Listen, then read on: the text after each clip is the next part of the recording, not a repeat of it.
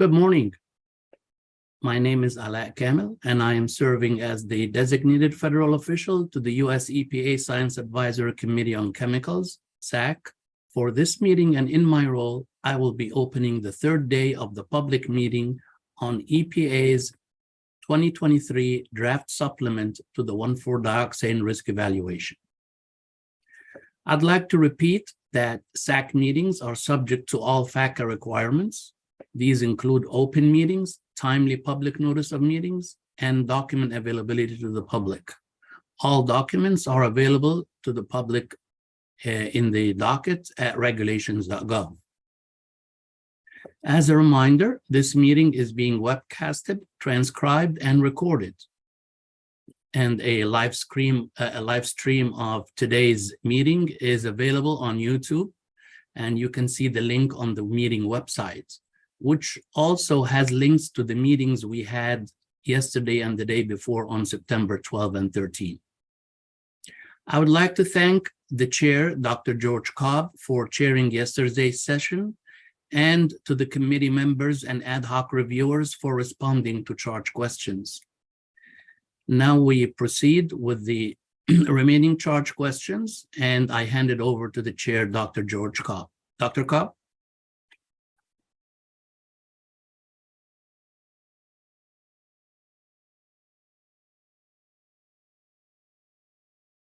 I think you're muted. All right, you're muted, Dr. Cobb. Yeah. I'm muted. I thought I had fixed that. Okay. So thank you a lot. Before we get started, I do need to get the roll taken care of. So let's do that. Dr. Apte? I'm here. Dr. Baker? Here. Dr. Chason? Here. Dr. Ike? I'm here. Dr. Fox? Here. Dr. Graham? Here. Dr. Heiger Bernays? Here. Ms. Jenkins? Here. Dr. Merced Nieves? Here. Dr. Ottinger? Here. Dr. Prisbilla? Present. Dr. Rife? Here. Dr. Rubin? Here. Dr. Rumpler? Dr. Rumpler? Dr. Voorhees? Here. Dr. Wright? Here. Dr. Bennett? I am here. Dr. Burkhall? Here. Dr. Clark? Here. Dr. Ginsburg? I'm here. Dr. Henneman? Here. Dr. Jajok? Here. Dr. McKenzie? Here. Dr. Maglino? Here. Dr. Portier? Here. And Dr. Potter? I'm here. That's almost unanimous for what we thought we were going to have. Let me go back, see if Dr. Rumpler joined. Present. Okay. Very nice. So we have everyone. Thanks everyone for joining today for the vibrant discussions yesterday. I would like to, before we go into actual charge questions, see if there are any points of clarification from the committee or things that we need to revisit from yesterday. We went pretty rapidly yesterday. I want to make sure that all the comments were captured. And to see if the agency may have, or the EPA may have any questions for us.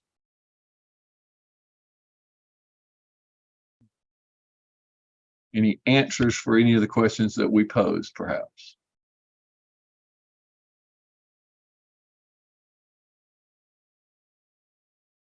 So seeing no. Dr. Cobb. Oh, wait, I do see. Dr. Wait, Mary, I see your hand is faded into the background. So No, Dr. Fox. Yes, not a problem at all.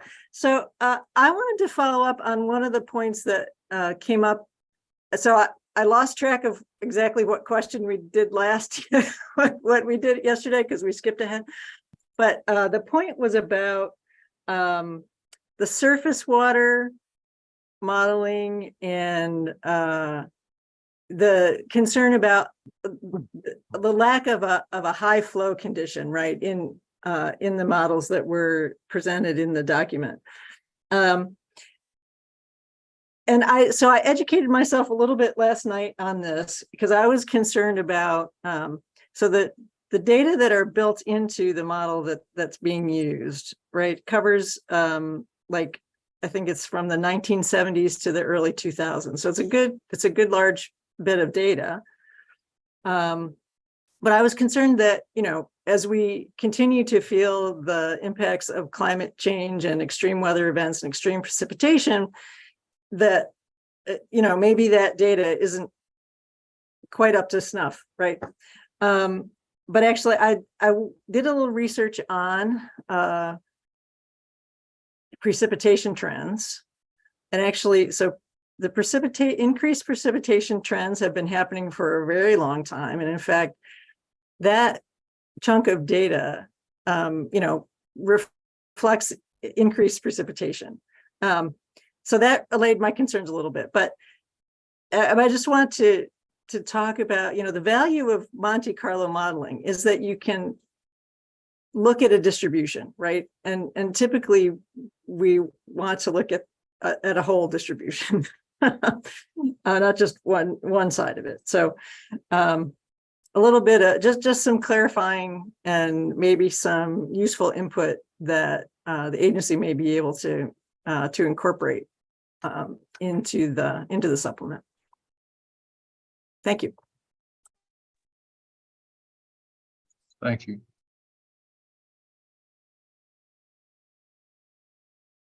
Any other points? Okay, with that, we will move into charge question 2.3b. And if the EPA will read that into the record. Good morning, this is Susanna Wegner with EPA. It looks like the screen sharing is disabled, so I can't share this on the screen. I can start reading, or if... yeah, try now. Okay, great, thank you.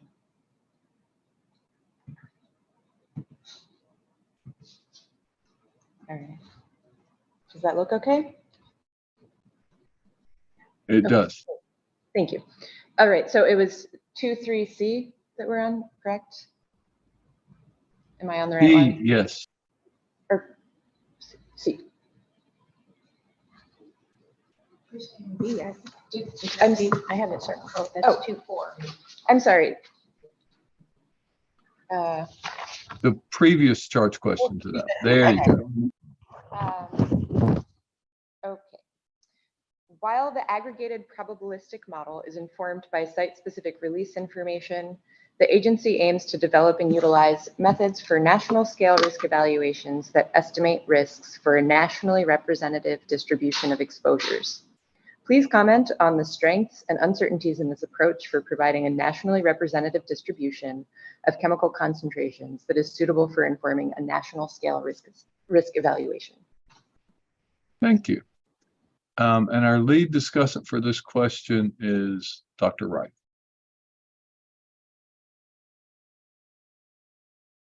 All right. Yep. Thank you. Good morning. And on behalf of the associate discussions for this question, Andrew Miglino, Jennifer Prisbilla, Rainbow Rubin, and Charles Voorhees.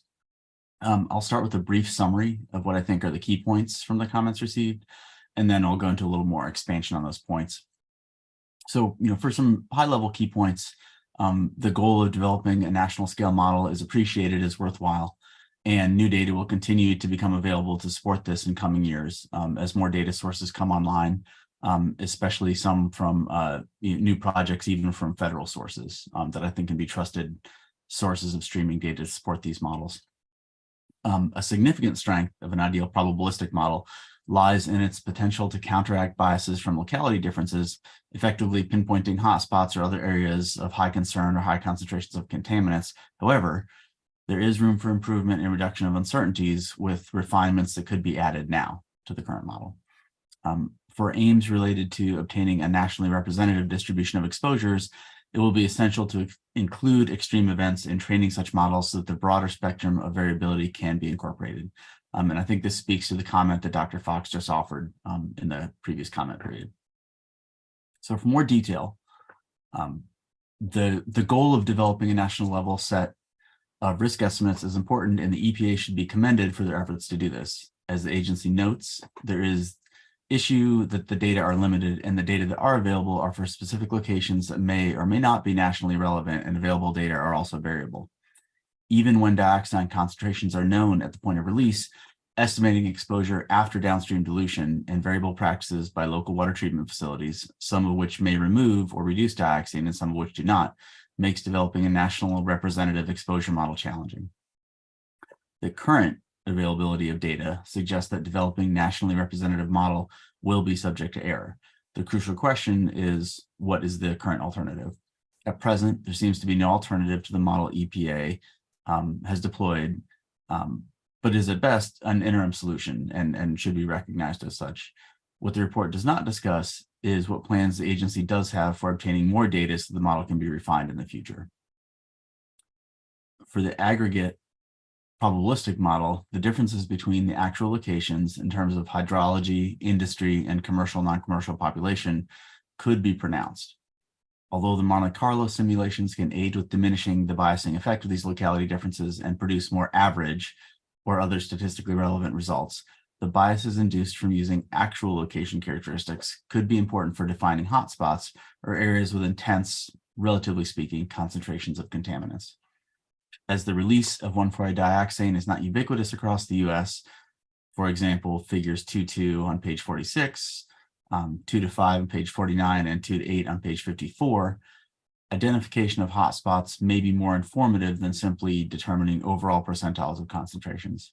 Therefore, if possible, including locality characteristics may be able to aid in interpretation of the results and estimating the likelihood of higher risk locations where additional analyses could be informative in fully evaluating the potential risk. Further, as with question 2A, the decision to use only one location's loading estimates, in this case Liverpool, Ohio, greatly reduces confidence in the results. East Liverpool, Ohio is not identified by EPA as unique or representative of national release or usage trends, nor is it identified as a site with the greatest water releases of 1,4-dioxane, as can be seen in figure 2.2 again. Therefore, it is uncertain how these loadings are applicable to any other site, and even less clear how they are representative of nationally representative distributions that could be used to inform a national risk evaluation.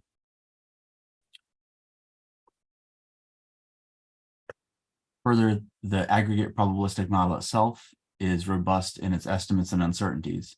However, there are several assumptions with the associated data. While the EPA states that most of the input data was robust, it seems to be highly variable for a given OES or COU, which may contribute to uncertainties in national estimates. A recommendation is to provide validation of the model and assumptions when possible. This could be accomplished by a sensitivity analysis to examine how the removal or addition of less robust data affects the results of the probabilistic model. And further, with regard to uncertainty, the value of the probabilistic model is that climate models accounting for extreme hydrologies can be incorporated, including extreme events in addition to monthly averages would be beneficial. This will be especially important as frequency of what were previously considered extreme events may change. Modeling would be improved by capturing a fuller range of variability by including distributions of those days for which upstream concentrations could be captured. This is specifically in reference to this text that, quote, in modeling water concentrations, modeled downstream concentrations could only be produced for days with available upstream concentrations, so the full range of variability could not be captured in this approach from the text, end quote. And that was my high-level summary. For if I've mischaracterized any of the input from the associate discussants, invite them to comment now as well.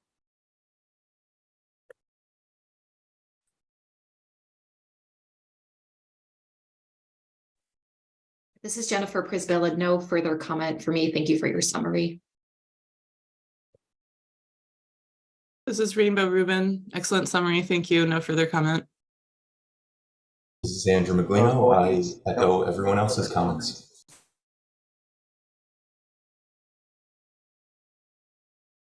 I don't know if Dr. Voorhees is here today. Yes, I have no further comments. Okay, That was sorry. great. Apologize. Thanks. So great summary. Thanks to the discussants for that. Are there comments from the other members of the committee?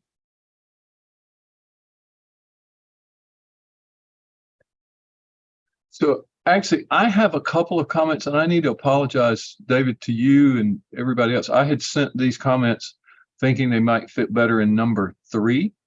I just got them back this morning. So I will read these in, and then I'll just send these to you, David. If they're minority perspectives, that's fine. I think it fits kind of with what you're saying, though. So let me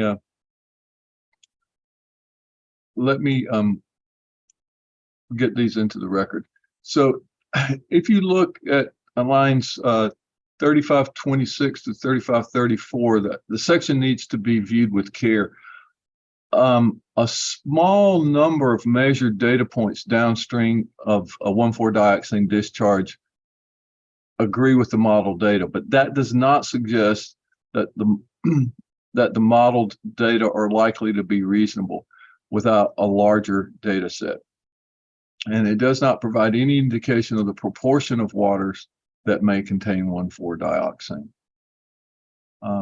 Also, on lines 2103 to 2105, in table 2.11, it would seem that a high centile column, something like a 90th or 95th percentile, should be added. Let me rephrase that. In lines 2103 to 2105, the high centile column should be added, as was done in table 2.11. And that's it. That's it. And I will send you these comments, David. Right. Thank you. So are there other comments? Okay, seeing none, we will move to charge question 2.3C. And the lead discussant there is Steve Bennett. We would need the charge question read in by the EPA staff. Thank you. Hi, this is Susanna Wegner. I'll read charge question 2.3C. You're fading out. All right, I'm moving the microphone closer.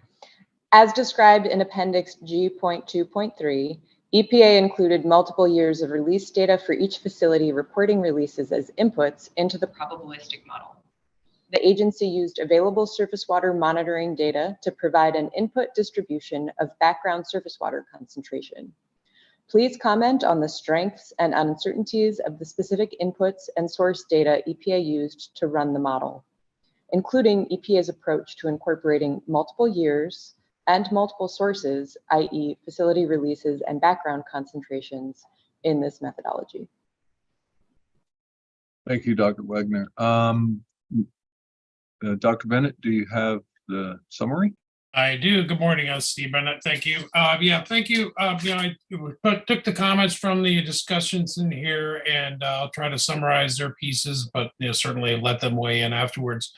Yeah, I think in general, the pulling the exposure from the industrial sources, the surface waters, was the discussants had quite a bit of confidence in those data. They felt it was pretty strong having reported data. But then as it shifted to the background or the other sources, less confidence in there, as it went through that. So I think that, that's a piece that I'll talk a little bit about the uncertainties, but certainly the strength, having a couple of different sources in there to look at those. Having multiple years of data was a positive point as well. And going through there, in one couple issues that kind of popped up as looking at this, as you bring the sources out into surface water, is how to incorporate all the assumptions with the variability of the surface water, and unclear how that impacts different bodies of water, going with the monitoring data. as well as the impacts from other sources, whether it's from the down the drain sources or sources coming out from drinking water, especially the uncertainty or the lack of significant amount of monitoring data from some of those other sources, or where there are relatively limited sources. I think New York State in particular has quite a bit of monitoring data. So I think there could be some enhancement into to try to incorporate other sources going forward. The other piece with talking about variability, having multiple years of data was helpful to kind of get a little bit better picture. So you look, especially since much of this data was collected during the pandemic, and there was quite a bit of fluctuation during the pandemic, but it's good having a couple different years. But then as you go down towards the background piece, that's where a little bit of the uncertainty comes into play. Kind of way I would think of it as the upstream sources or closer to the sources of the industrial sources of high confidence, quite a bit of data. But then as you go downstream, less certainty, and you're shifting towards the modeling. And I think it may be useful for the agency to express that in some manner, where they're either both in terms of certainty or uncertainty of the data, but also relative distribution of that data as they go through time, as well as distance from the monitoring sites. Look down here. A couple questions around the quality, data quality. One piece was, is this the agency use any of the TRI air release data to estimate or ground truth some of the groundwater estimates? There was a reference at line 11171 that references the distance for most of the case studies, and unclear, since there's 3 case studies, whether that refers to 2 out of the 3 or 3 of the 3. Recommend that the agency clarifies that as to which case that applies to.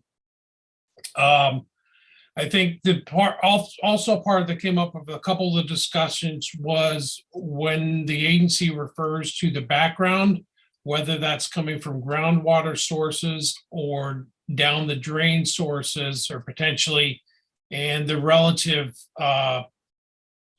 piece of that relationship to the industrial sources. It's unclear, where they came from and how relevant, how important they are as you move away from the different sites. And as you move further and further away from an industrial site, all of the sources 1-4 goes closer to a background level, and so it's a little bit difficult to tell as they go away. So there may be other ways to incorporate other pieces of data, or attempt to show those relationships with the modeling as you move away from the more the reporting sites. And make sure I got all the things. A couple of suggestions. Lines 2005 to 2007, the use of conservative, and I think this is a question we've raised a couple of different points at times. In specific, the additional scenarios with lower days, number of days of 2005 operation provide more conservative estimates of the resulting surface water concentrations and are intended to evaluate the full range of possible facility release patterns based on the available information. This sounds like a low release estimate, which is a hazard and risk, and is not generally considered to be conservative. So again, this question that popped up previously, and I think this is from Dr. Cobb, but make sure that a consistent name nomenclature in there. Yeah, I'll make sure there's one other one. And one question, this is kind of common, there's a couple, figure 2.8, which falls in there. The way the graph is showed up, it includes the information around the various sites, and the way the graph is set up, that it looks a little, it's called a little confusing. So I may want to look at how they've put the graphics on there. The incorporation of the tribal lands and lots of small areas within the US maps makes it a little bit hard to extract good information from that table, or excuse me, from that figure. So the agency may want to look at that a little bit to make that more clear to the readers of that. And I think that's everything here. I do have one in our written notes. We will have a table. One of the discussants summarize each of the different case studies with a lot of granularity. So I will incorporate that, but I summarized those pieces there.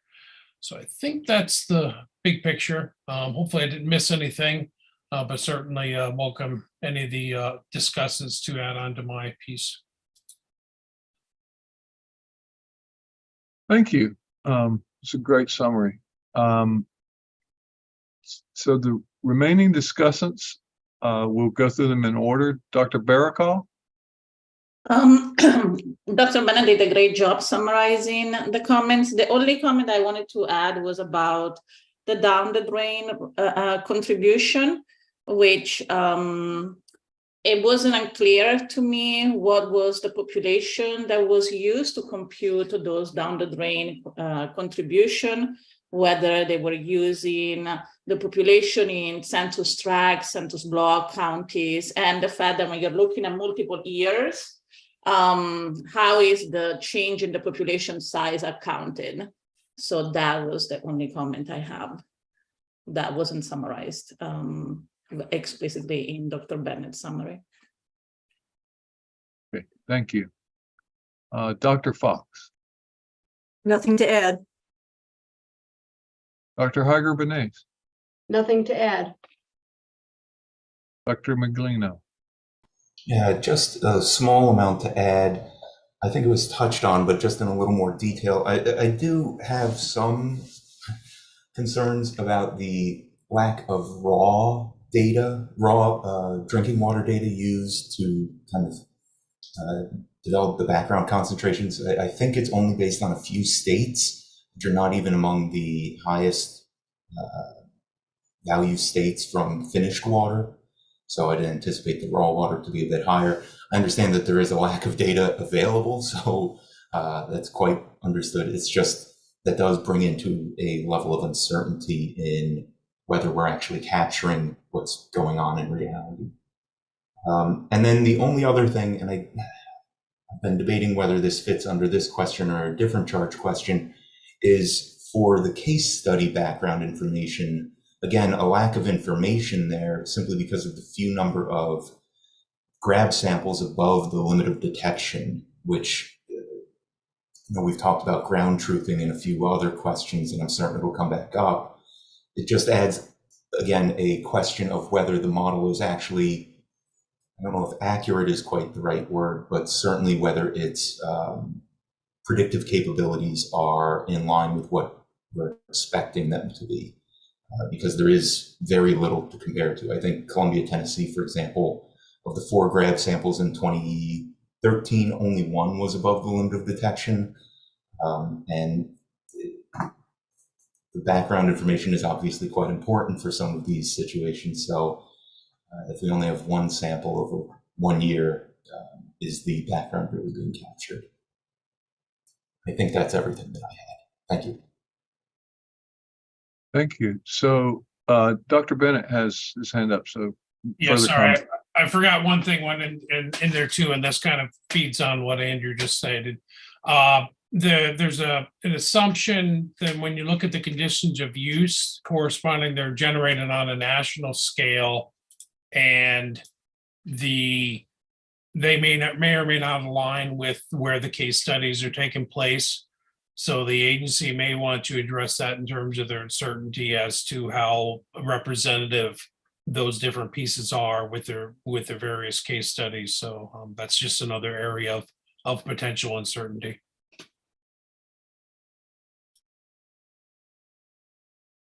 So thank you. Any other comments from the associate discussants? Comments from the balance of the committee?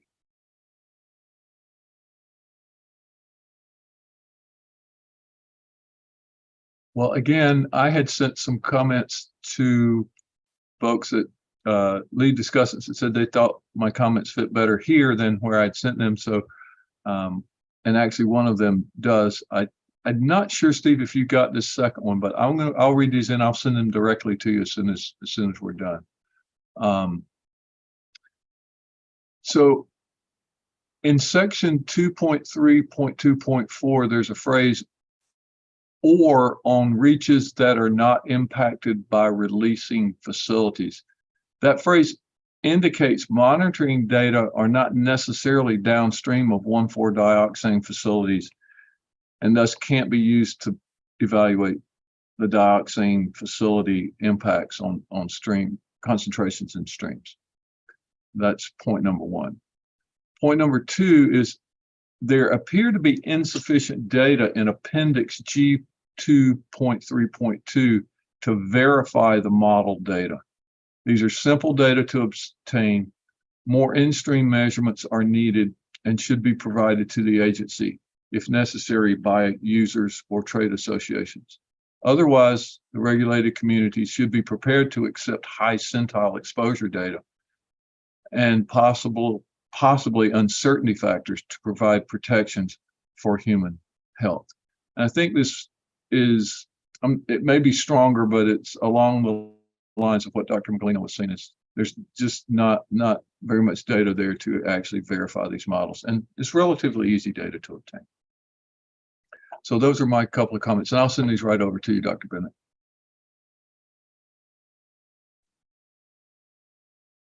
Are there other questions? Dr. Hager-Benes. Yes, I didn't have another question, but I do want to support Dr. Cobb's statements. And in fact, what I had written in the comments, Dr. Bennett did represent, but to clarify a little bit further, that lack of monitoring data is a gap, right? And that gap is going to strongly influence sort of the entire assessment for that surface water. So my comments emphasize the need, A, for additional monitoring data, and two, to recognize not just the uncertainty, but the incomplete data used for that model prediction. And I think because this is these are input parameters at the end of the day, right? I hate that expression. At the end, right, everything hinges on having those data. So that is a really both a gap and it's a gap. It's uncertainty, and this is an uncertainty that can be filled with more data. So thank you. Thank you. Dr. Apte. I just want to say what Wendy said, and that's exactly what I had in my mind, and I totally support that. Just wanted to put that on the record. Thank you. And when we're doing a document review, we can also speak up and say, yes, I agree with that point, even if you didn't say it here. You're welcome to say things here, but you have the opportunity when we're reviewing to put a comment that, yes, I agree with this, even if it doesn't say the majority of the committee perspective.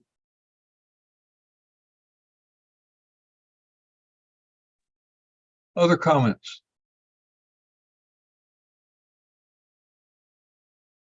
All right, well, thanks to everyone for, thanks to the review team, the discussants, and the committee for making these comments.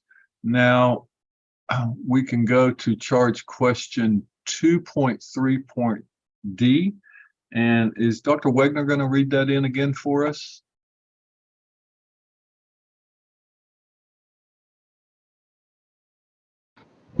Yes. Hi, this is Susanna Wegner with EPA. I'll read. I think it's the question. Oh, I'm sorry. I need to advance the slide. Thank you, Allah.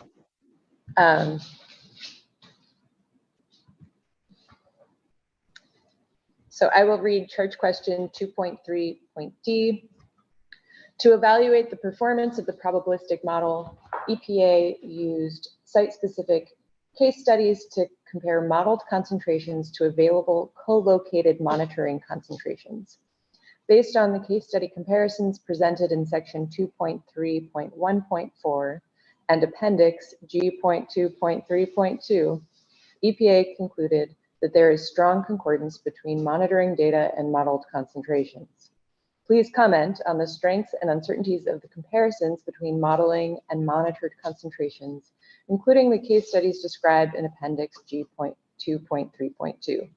Specifically, describe the relevance of the monitored data and its relevance to the modeled concentrations, and comment on EPA's interpretation of the case study results.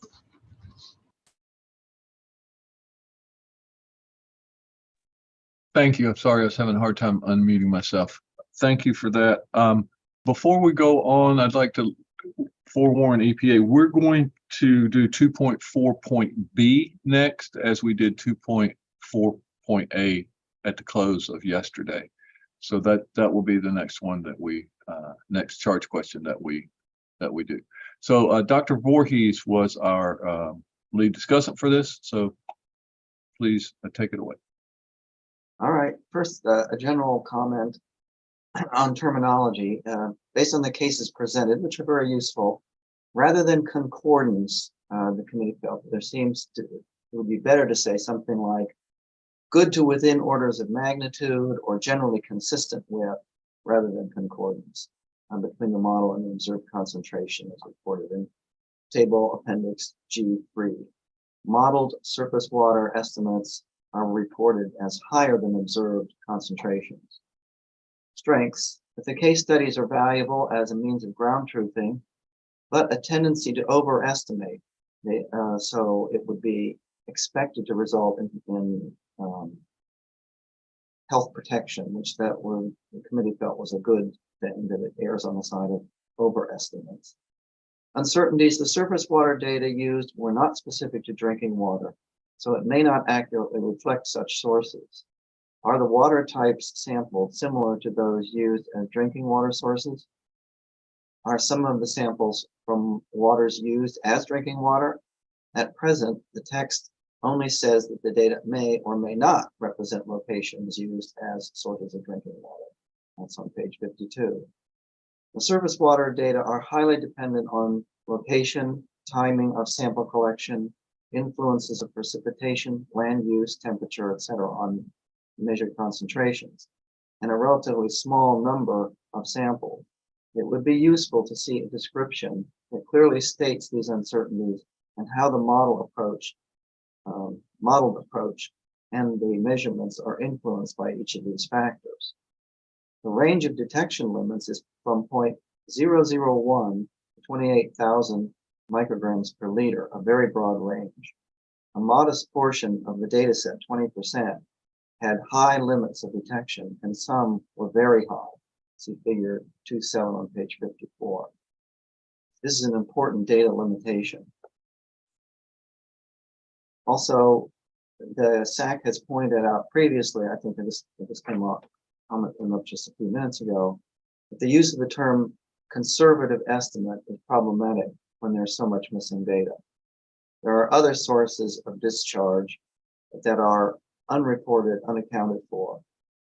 While these may or may not be small, they are important in many communities. These include combined sewer overflows that are discharging and releasing raw or partially treated sewage in approximately 860 communities with a total population of about 40 million. Most of these discharges are located in the Northeast and Great Lakes areas.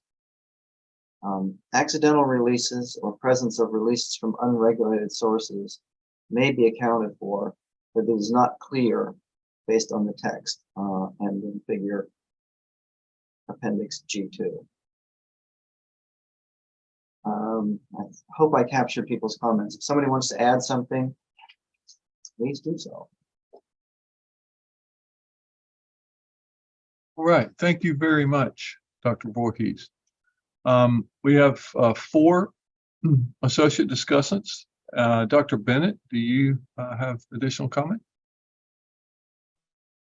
Yeah, I think just adding a little bit on to what Dr. Voorhees said, given the wide variety or the wide variation of site-specific and other sources that are in here, having some of that context of, the bulk of the monitoring is based off of specific manufacturing processes, whether it's PET manufacture, ethoxylation byproducts. So they tend to dominate what's in there. And so that, that also tends to dominate the monitoring. And so you can have a little bit of additional context as to where the monitoring net numbers are coming from relative to the some of the other sources that are incorporated into there that would help ease out some of that uncertainty within that wide range of distribution. Yeah, would you send that to me? Sure, can do. Right. Thank you. Dr. Hager-Vanays? Yes, I have an additional comment with regard to the combined sewer overflows is connected also to a point that was made earlier by Dr. Fox about precipitation and made earlier even with regard to climate, right? And so I think that what we're seeing here is an incorporation of existing data that are influencing concentrations of contaminants downstream. And since this is, really an amazing effort by EPA to put all these data streams, no pun intended, together, it is important to recognize that, for example, these CSOs exist. The GAO did a report in 2023 identifying the magnitude of the problem and with regard to increased precipitation, at least in the Northeast and in parts of the Midwest and the South. These are particularly important to at least recognize that these data need to be incorporated moving on. The other is with regard to let's see, compel EPA to incorporate. So this goes back to the flow considerations and making certain that the monitoring data be acknowledged as quite limited and a need to again reinforce collection of additional monitoring data. That's it. Thank you. Let's see, we've got, I've lost my place. I'm very sorry. Dr. Fox next, I think. Yeah. Dr. Fox, thank you. Thank you. I'm very sorry. I was looking for when the break was supposed to be. No, my comments were captured, nothing to add. Thank you. And then Dr. Rubin. Nothing to add. Thank you. All right, great. So the remainder of the committee, are there comments on charge question 2.3.D? Dr. Potter. Yeah, I just wanted to make a small point, and that has to do with this statement that there was concordance between measured and monitoring data. I agree with the comment from Dr. Voorhees that concordance is not an appropriate term. In this case, it's vague and undefined, and there are certainly ways that agreement between measured and monitoring data can be expressed mathematically.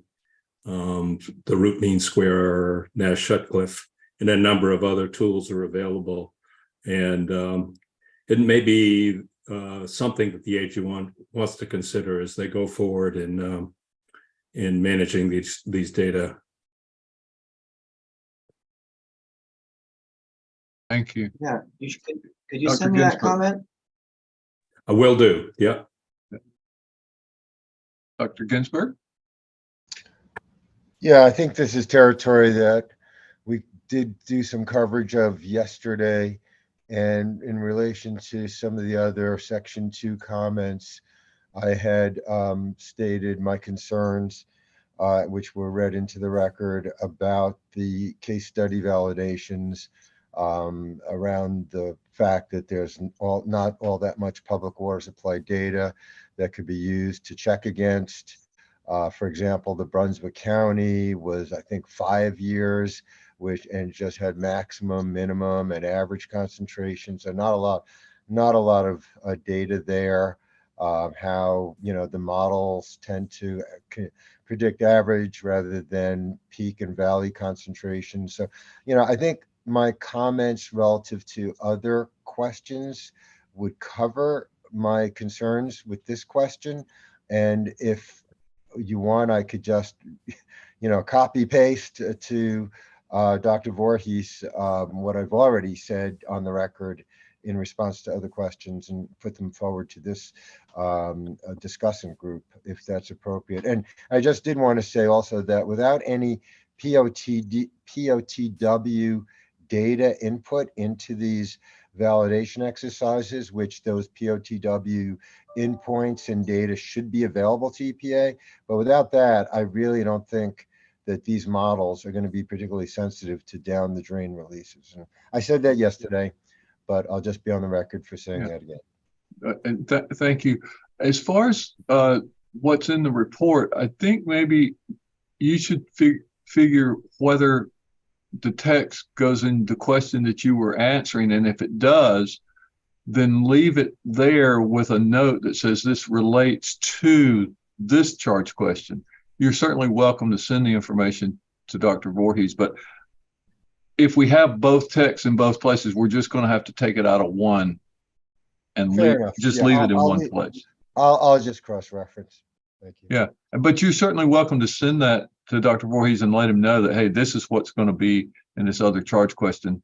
A sentence or two in the allied question, if you will, or related question is not bad, but entire paragraphs that are repeated probably we don't want. Right. Fair enough. Okay. Other questions, or excuse me, other comments from the committee? Okay. Thank you to all, Dr. Voorhees and all of the discussants for this last charge question. And now we're going to move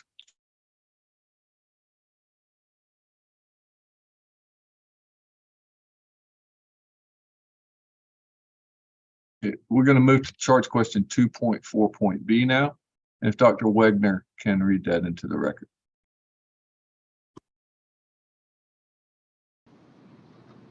This is Susanna Wegner with EPA. I'll read charge question 2.4.b.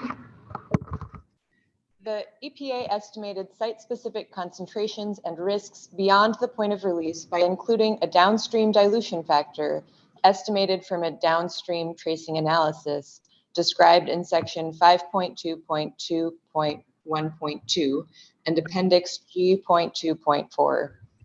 Please comment on the downstream tracing analysis and the use of the NHD plus V2.1 flow network to identify drinking water intakes downstream of facility releases and estimate dilution from the point of release. Specifically, discuss the strengths and uncertainties in the methodology used to inform risk characterization for a nationally representative assessment. Thank you. The lead discussant for this is George Kopp speaking. The lead discussant for this question is Dr. Clark. All right, thank you. Good morning. This is Dr. Cassie Clark. So I'll give a brief summary of our responses, and then I'll go into the specific comments. And the associate discussants on this question are Drs. Ginsburg, Rubin, Graham, and Heiger Bernays. So the focus of this charge question is an analysis considering the impact of downstream dilutions on concentrations from facility-specific releases as they travel to drinking water intakes. So a downstream tracing analysis was used within the NHD plus version 2.1 flow network to identify drinking water intakes that were downstream of point sources, with a maximum search distance of 1,000 kilometers. 125 facilities were evaluated as potential point sources, and 31% of facilities with adult lifetime cancer risks exceeding 1 in 1 million were found to have downstream drinking water intakes within 250 kilometers, which some reviewers consider to be a striking finding. Many of the uncertainties inherent in the model used to predict these downstream concentrations are well discussed by EPA, but the reviewers identified several key uncertainties that may require some additional discussion and potentially a more focused analysis in a national assessment. The limitations to be discussed include, but are not limited to, the geographic clustering of releases, inaccuracy in DWI locations, limitations in the monitoring data, the timing of the releases, and accounting for climate influences on the rivers. The amount of work that has gone into the supplement is acknowledged by the reviewers, and then we'll provide our specific comments for consideration. So first, with respect to the use of the NHD plus flow network, the use of this network has multiple strengths. The procedures used in the downstream tracing analysis appear to be reasonable and useful for fine-tuning drinking water intake concentration estimates. The assumptions about the behavior of 1,4-dioxane are well documented and supported by the information provided in the hazard document. The ability to link known releases to potentially impacted systems is useful, and the maximum potential distance between the emission sources and DWIs considered was 1,000 kilometers, which is pretty conservative given the expected level of dilution, but this does seem appropriate for assessing a range of possible risk scenarios, which would include the maximum and minimum. Further, as the NHD Plus flow network contains one of the largest national hydrologic data sets with many years of data, its use to determine drinking water intakes downstream of facilities also seems appropriate, and it's a strong source of data. The use of network flow models accommodate many of the challenges of discharge, dilution, and movement downstream. One note about the NHD Plus system is that one of our reviewers noted that a more granular version of NHD Plus is now available than the one that was used in the analysis. The high resolution or HR version has approximately 10 times more detail and spatial resolution. So the use of this newer version could have significant impacts on the dilution modeling done in this analysis. With respect to the use of this model for a national assessment, multiple reviewers identified a few key uncertainties that may require additional discussion and potentially a more focused analysis. So first, a degree of uncertainty is introduced into the analysis in that it's limited to facilities that report via TRI and or DMR. It would be beneficial to be able to capture all facility releases, including smaller facilities, considering the potentially high biological potency of carcinogens and endocrine disrupting chemicals, even at small doses. It would also be beneficial to monitor new release sites for improved validation, though we do recognize that this may have less to do with the report and more to do with sort of the monitoring data that influences it. With respect to the use of the NHD Plus system, one reviewer raised concerns over understanding how the downstream tracing analysis and accompanying dilution methodology would inform risk characterization for a nationally representative assessment specifically, because confidence in the modeling was high only near facilities, and facilities are not located everywhere in the nation. Next, the inability to use actual public water system intake locations due to security issues requires more effort in bounding. Because of both the input uncertainties and location uncertainties, the sort of worst case or maximum potential exposure scenario may in truth not represent the worst case scenario. If so, it's important not to state it as such, and to acknowledge that as a potential limitation. So the presented estimates may be an upper bound scenario based upon the available data, but unregulated discharges and unreported industry releases may result in higher than expected levels of 1,4-dioxane in some areas. Table 2.6 shows that NPDES permit accounts only for a very small number of releases, except for disposals. And the percent of releases estimated from the TRI show some lack of concordance, emphasizing the necessity to model releases. And I believe some of these points have been discussed already in prior charge questions. And then with respect to climate influences in particular, which have also been discussed, the dilution analysis depends upon NHD plus streamflow inputs from 1971 to 2000. So, while this is a lot of years of data, these inputs are somewhat dated, and it is unclear to what extent streamflows may have changed in the past 2 decades.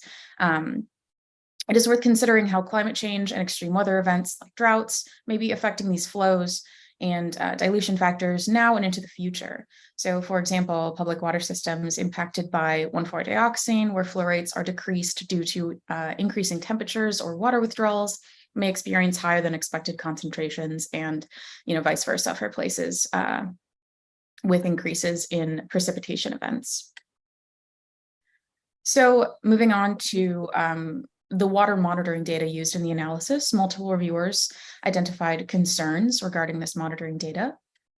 So first, because the water monitoring data are not collected on a continuous basis, the presented maximum concentrations may still underestimate concentrations in some public water systems. And again, while this is not perhaps immediately addressable, it may be prudent to acknowledge this as a potential limitation in the risk assessment. Next, to inform risk characterization for a nationally representative assessment, the sample sites used in the validation study should have nationally representative characteristics. So this includes geographic regions, flow scenarios, and release conditions. So in an ideal scenario, monitoring data could be collected near the selection of release sites, and a clear rationale of selection would be provided based on proximity to those release sites. Finally, several reviewers expressed concerns about the 100-fold dilution factor applied between the point source release and the DWI. Sorry, my dog really wants my attention right now. I'm gonna the major assumption underlying the exposure and risk modeling is a 100-fold dilution factor applied to the release point concentration to calculate what would be expected to reach the DWI. And this was shown in figure 5.4. So one reviewer noted that the relevance of this 100-fold dilution is not fully explained and could be further clarified. Further, page 142 states that the EPA are aware of cases where no dilution occurs, and this is shown in a detailed analysis of a limited number of industrial sources, shown in figure 5.3. Rather than applying this 100-fold dilution factor across the board, one reviewer suggested considering a probabilistic approach to dilution, which would include 100% concentration or no dilution at the appropriate probability in Monte Carlo runs. And then finally, with the extent of chemical dilution being highly variable, far downstream estimates in particular may be compromised by significant uncertainty. And any site-specific factors that can influence that downstream dilution may not be fully captured in a national scale assessment. So that concludes the comments that I have, and I would love to open it up to the associate discussants for more. Thank you. So the discussants will go through in order. Dr. Heiger-Benes.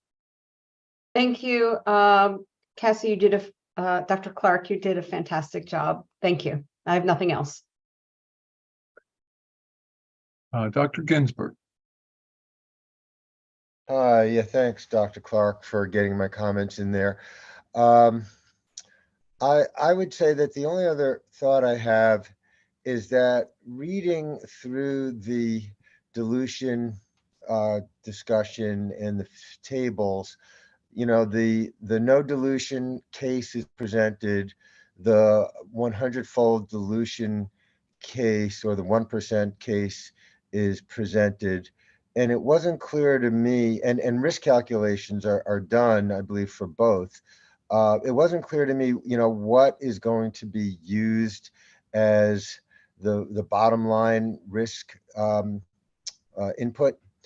for determining unreasonable risk or whatever the final policy, is both, the undiluted and the 1% going to be presented as a range for policymakers to chew on, or is one or the other of these defaults going to be, the driving assumption? So that part just wasn't clear to me. It would be good to clarify. Thank you. This is George Cobb. That's a good point. One of the probabilistic risk assessments we did years ago, we assumed that the worst case was likely to be 100% dilution, not 100 times, but 100%, because that was the most you could get for and still get a permit. I believe that was the least amount of dilution you could get and still get a permit. So we kind of bounded it there for a protective measure. Yeah, and from my perspective, we talk about conservative or other terms to talk about health protective. I would, sort of weigh on the undiluted, since there are actually, on a national scale, default, if EPA is looking for a conservative, quote unquote, conservative default, I would go with the undiluted, since there are actually cases that they point to in their detailed source specific analysis where you can get undiluted.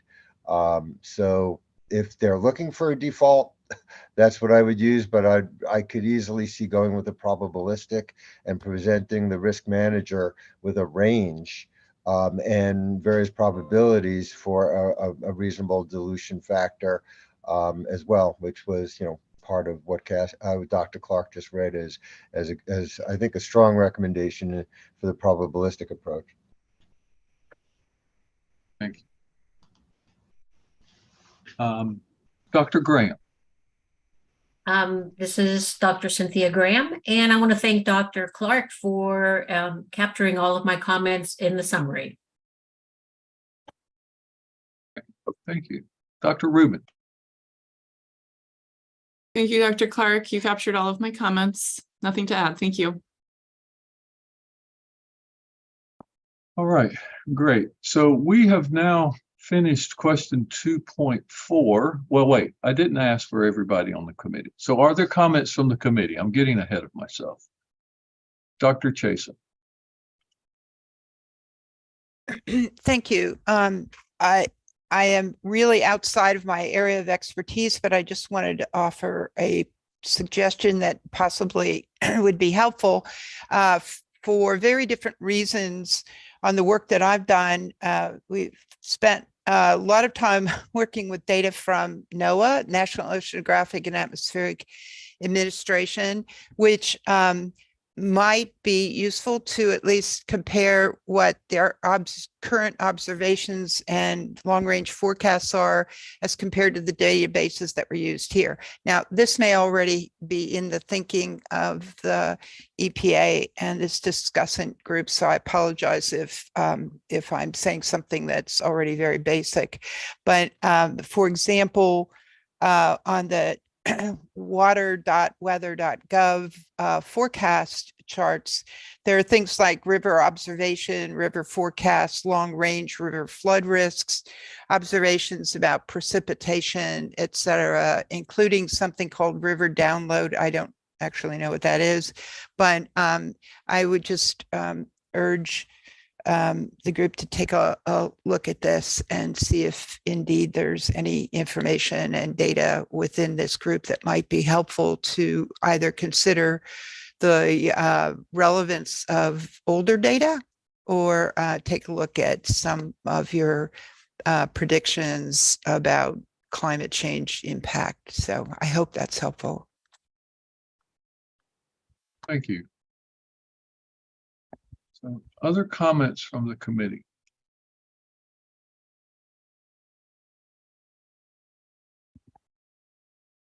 Okay, so now we've finished question 2, and I'd like to go turn to the EPA folks and see if Dr. Wegner and her team have any points of clarification that they would like regarding the comments that we've heard so far? This is Susanna at EPA. I think we appreciate everybody's comments. I don't think we have any clarification or follow-up questions at this time. Thank you very much.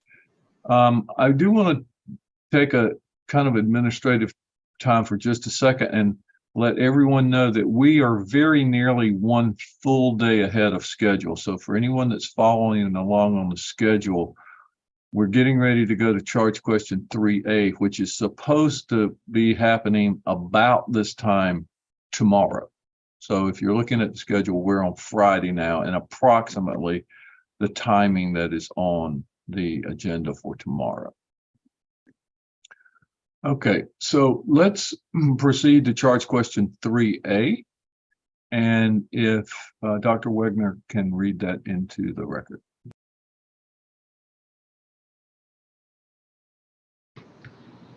Good morning. This is Sean Shiflett, actually. I'm going to be reading out charge question 3A. Charge question 3A, EPA applied the DRAS model to estimate groundwater concentrations associated with releases from municipal solid waste landfills and disposal of hydraulic fracturing waste as described in section 2.3.2 and appendix H. Please comment on these strengths and uncertainties and assumptions associated with the use of the DRAS model to estimate groundwater concentrations in this context.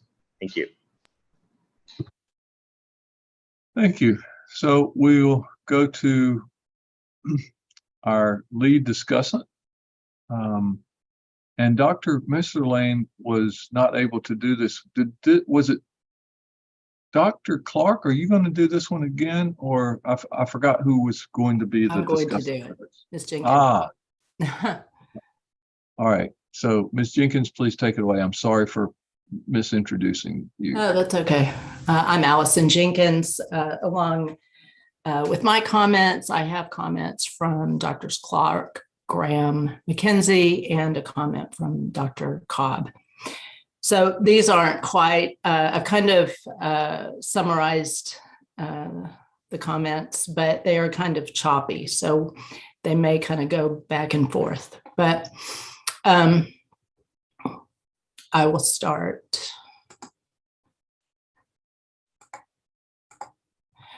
We commend EPA on addressing possible exposure to 1,4-dioxane through groundwater exposure via private drinking water wells.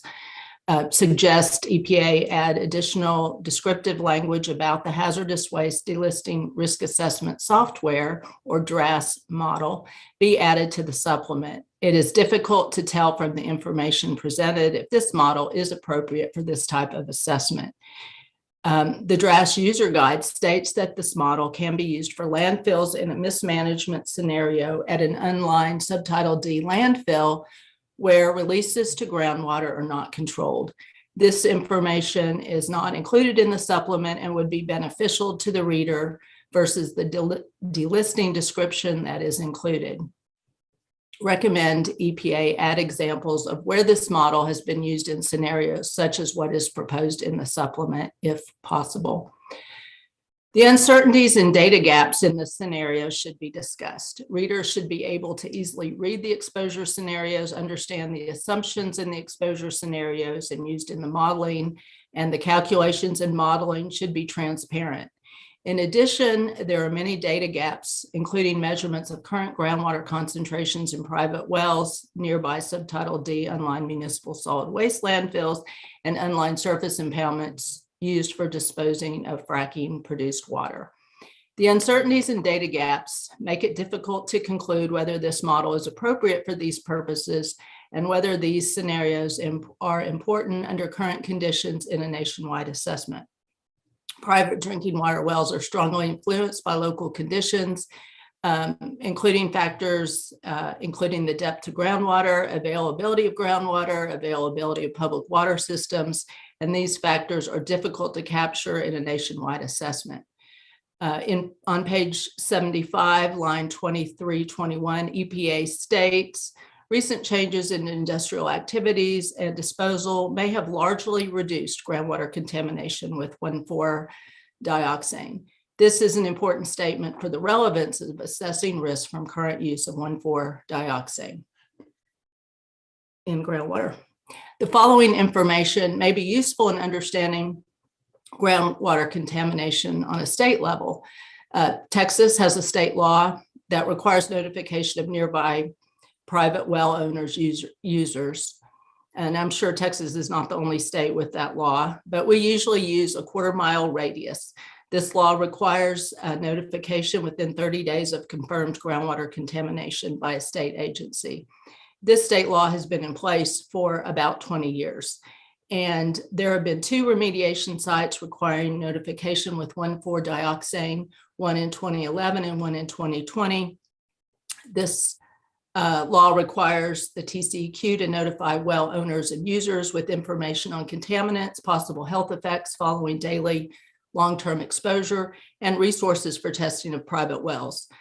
In addition, the Texas Groundwater Protection Committee prepares a joint contamination report with multiple state agencies reporting groundwater contamination cases. The most recent report is dated in May 2023, and there are 3 sites in the state with 1,4-dioxane in groundwater. Another comparison is the UCMR data for groundwater only public drinking water systems in Texas, where 1,4-dioxane was detected in 16 samples. Based on this information, it does not appear that it is a widespread groundwater contaminant in the state. Also, going back to whether this assessment is appropriate for nationwide assessment of 1,4-dioxane.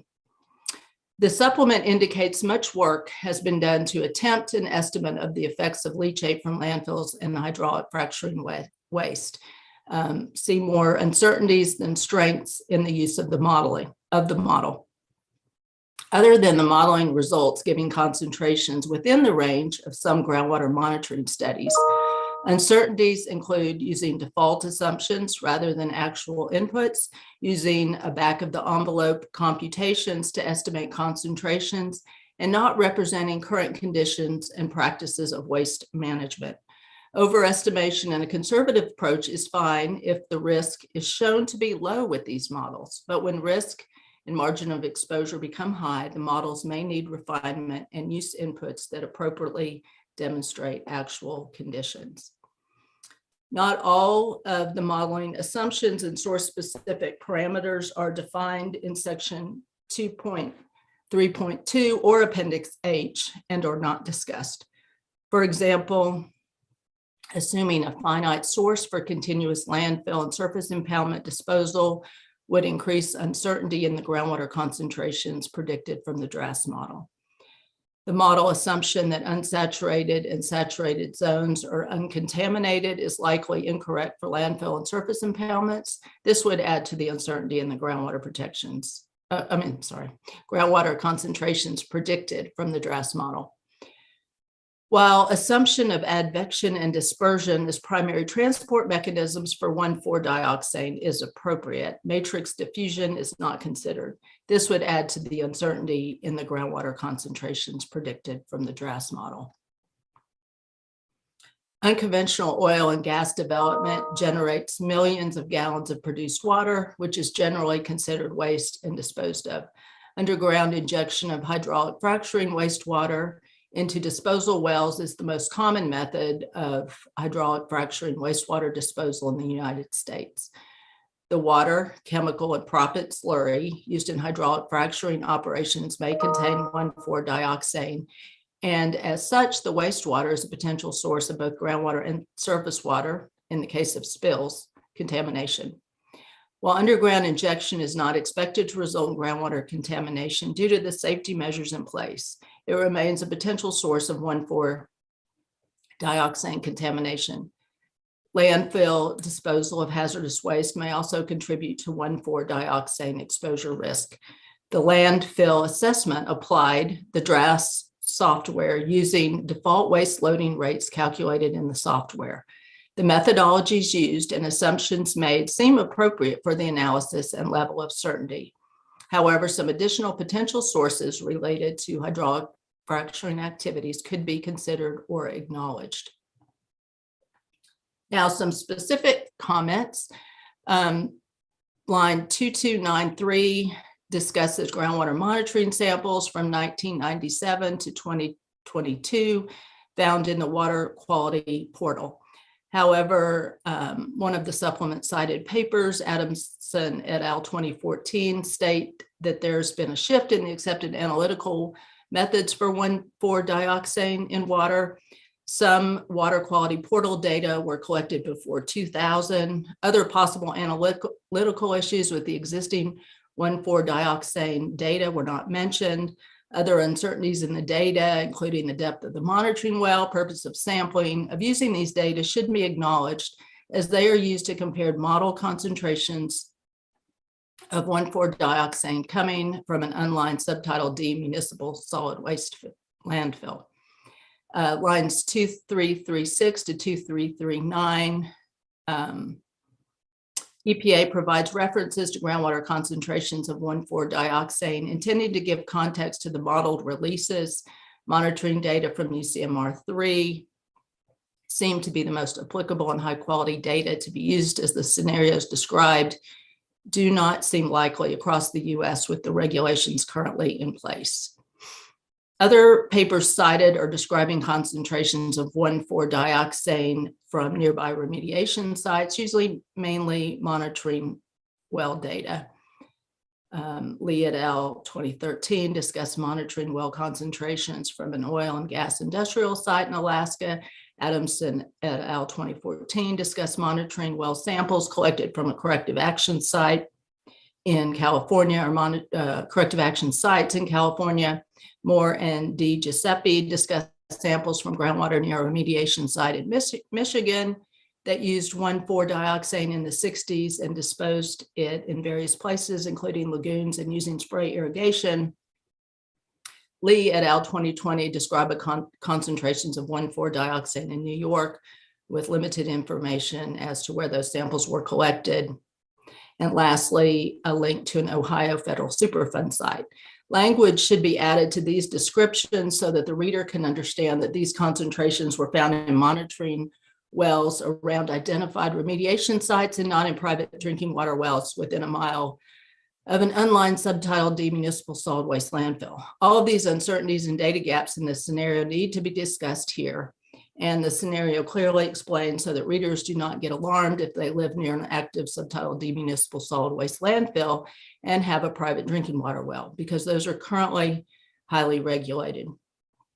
A discussion of the difference between monitoring wells and private drinking water wells would also be helpful. Monitoring well data seem to be used interchangeably with private drinking water well data in the supplement, and uncertainties with doing that should be discussed.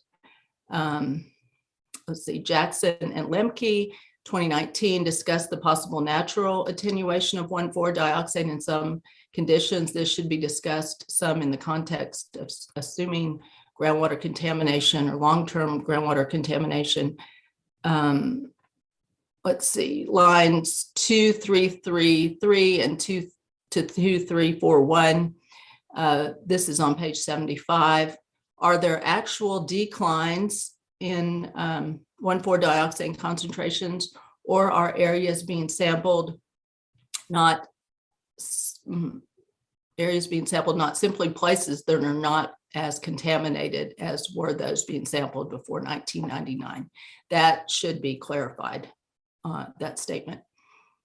Lines 2394 to 2401 recommend EPA add statistics here on subtitle D landfills currently with perforated liners and failures of leachate capturing systems. EPA should add that subtitle D landfills are required to install monitoring wells. Improper management of landfills may or may not relate to possible groundwater contamination, and recommend that EPA adds references to strengthen this scenario. Line 2397 suggests revision of the sentence starting when these communities This scenario doesn't have to potentially affect a community. It could be a rural area with people living far apart that are dependent on private groundwater wells for their drinking water. Line 2449, EPA states the objective of this assessment is to evaluate the potential for groundwater contamination in the absence of landfill controls. Is there an estimate of how many Subtitle D municipal solid waste landfills exist in the US without adequate liners that are not remediation sites? Recommend adding here an estimate of Subtitle D landfills currently in corrective action. This information should be discussed here. Line 2459 states that the assessment relied on the default waste loading rates for RCRA Subtitle C landfills available in drafts. However, this supplement focuses on Subtitle D landfills. How do the waste loading rates differ between the two? The choice of using waste loading rates for Subtitle C landfills should be discussed and referenced. Additional discussion should be included so that the reader knows if the waste loading rates are reasonable. I think we talked about this on the first day, line 2461, how the model worked, but this sentence, leachate concentrations were estimated for a range of possibilities until no risk could be identified at the lower end of these concentrations.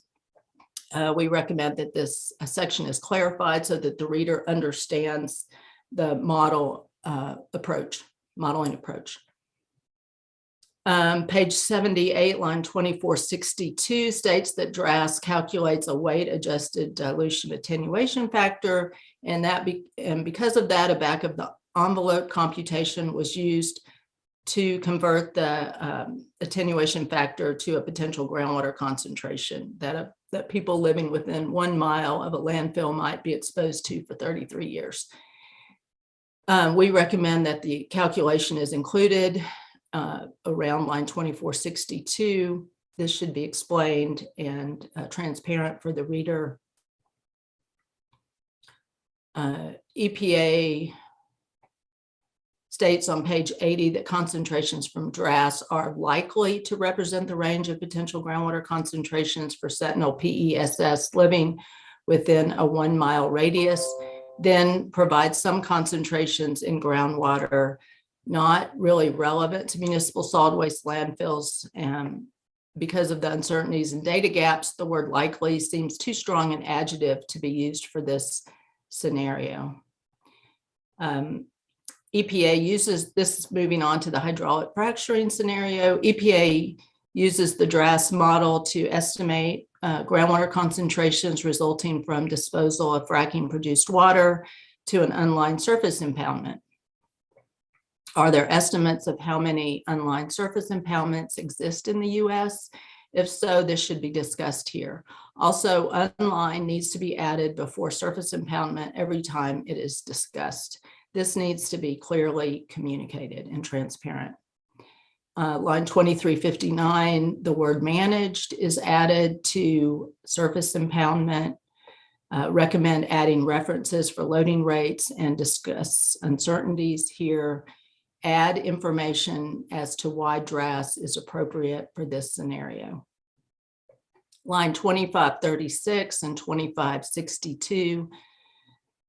Is there only one reference for the concentration of 1,4-dioxane in produced water of 60 micrograms per liter? There's no discussion of possible uncertainties with this concentration, and could the concentration vary by location, manufacturer, year?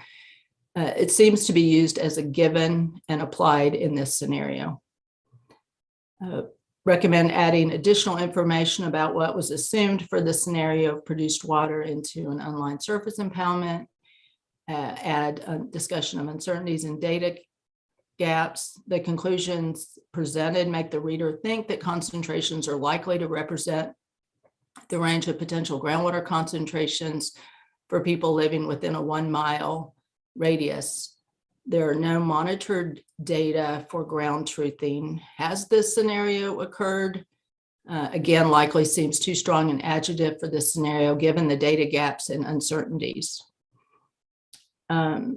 Recommend perhaps including drinking water comparison levels, those levels used in UCMR 3 for 1,4-dioxane made when discussing water concentrations.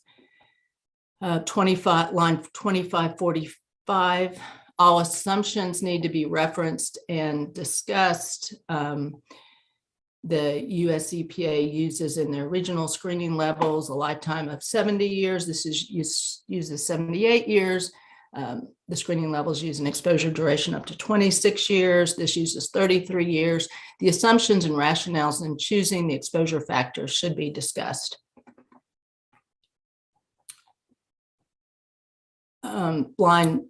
This is page 82, table 214, total annual release summary.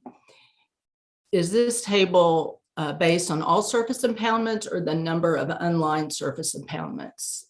This table mentions 411 sites, but what sites make up these 411 sites? This should be referenced. Line 2562, this sentence should be more specific. There's one study that reports the concentration of 1,4-dioxane in produced water, which is Lester et al. 2015. The current sentence reads that the data is limited. While quantitative analyses may only be conducted with reasonably available or known data, it is possible or even likely that disposals of hydraulic fracturing wastewater containing 1,4-dioxane have not been reported correctly or at all, and as such are underrepresented in the data used. It is prudent to acknowledge this as a potential limitation in the reported estimates contained in section 2.3.2.2.2. Tables H3 and H4 in Appendix H appear to only report disposals from 2013 onward. If that is the only data available, it is likely that unreported disposals occurred prior to 2013, as hydraulic fracturing operations began a decade before 2013. This analysis does not capture such historic disposals, which may be equally or more important to 1,4-dioxane contamination potential if disposal wells were not subject to the same regulations as the years included in the analysis. Reported spills of wastewater during transport to disposal sites, for example, described in Maloney et al. 2017, should be considered or acknowledged. It should also be acknowledged that smaller spills may go unreported due to reporting requirements, and that such spills may also contribute to 1,4-dioxane contamination risk. The DRAS assessment applied default waste loading rates calculated from annual waste quantity and size of landfill. The default loading rates described in the technical documentation for DRAS seem appropriate for the analysis. Okay, so more comments. This is for comments on Appendix H in page 456. This describes the compliance histories of underground injection wells in subtitle C landfills that ultimately were not used. These compliance histories do not seem to add useful information to this section, and EPA should add that if this information is required, but consider the usefulness of this information. Let's see, waste table H6, waste management unit properties. Recommend adding a thorough discussion of the loading volumes and references to be added to this table so that the reader can understand if these are reasonable, worst case estimates. Lines 11592 and 11660, DRAS derives calculations based on a survey of drinking water wells down gradient from waste management units, and this reference is from 1988. Recommend adding the type of wells included as this 1988 document lists both private wells and public wells. The reference is outdated and adds a huge amount of uncertainty. How the number of wells is used and the uncertainty with that number should be thoroughly discussed. And then on page 460 in Appendix H, they discuss the second scenario of a clay-lined landfill, but this is not mentioned in the body of the supplement. Line 11666, the supplement states that the loading volumes were based on the range of TRI release weights and were calculated based on the density of 1,4-dioxane at 20 degrees Celsius. What are the TRI release weights and from what facilities? This should be referenced so that the release weights can be confirmed. Line 11756, there's a sentence that says that references home wells and suggests that EPA changes this. Home wells should be referred to as private drinking water wells to be consistent with how they are referred to by EPA in other documents. And that's it. Now, I can go to the other group members if they want to add anything else. Yes, thank you, and please do work through your discussions. Okay. Dr. Clark, do you have anything to add? Yeah, thank you, Ms. Jenkins, for taking over this question at sort of the last minute. I appreciate that. I just wanted to reiterate some of the points about uncertainty around the data used for any of the hydraulic fracturing related assessments, really. I think that the report expresses more certainty in the accuracy and completeness of industry waste disposal and spill reports than I have, and that many people in this area have.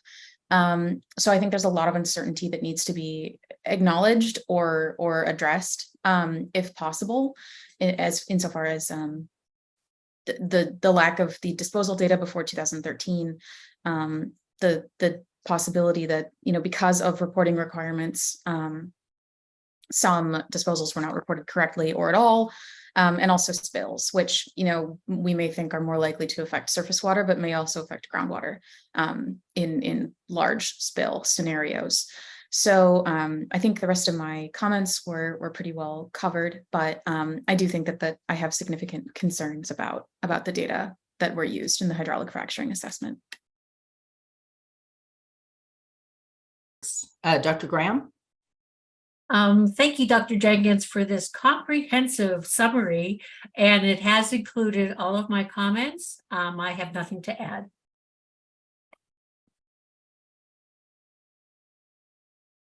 Dr. McKenzie?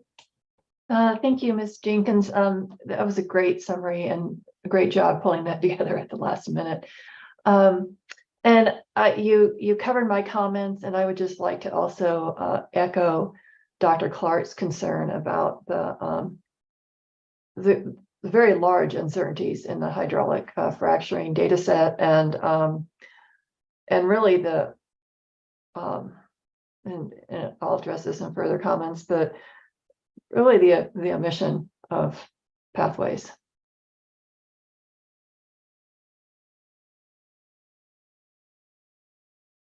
Thank you. Dr. Cobb, did you have anything else? I know you submitted one comment for this section. I think everything's good. I dispersed all the comments to other places. So yes. So thank you to the entire discussant team. Again, this is George Cobb speaking, and now we can go to any of the other committee members if there are comments for question 3A. It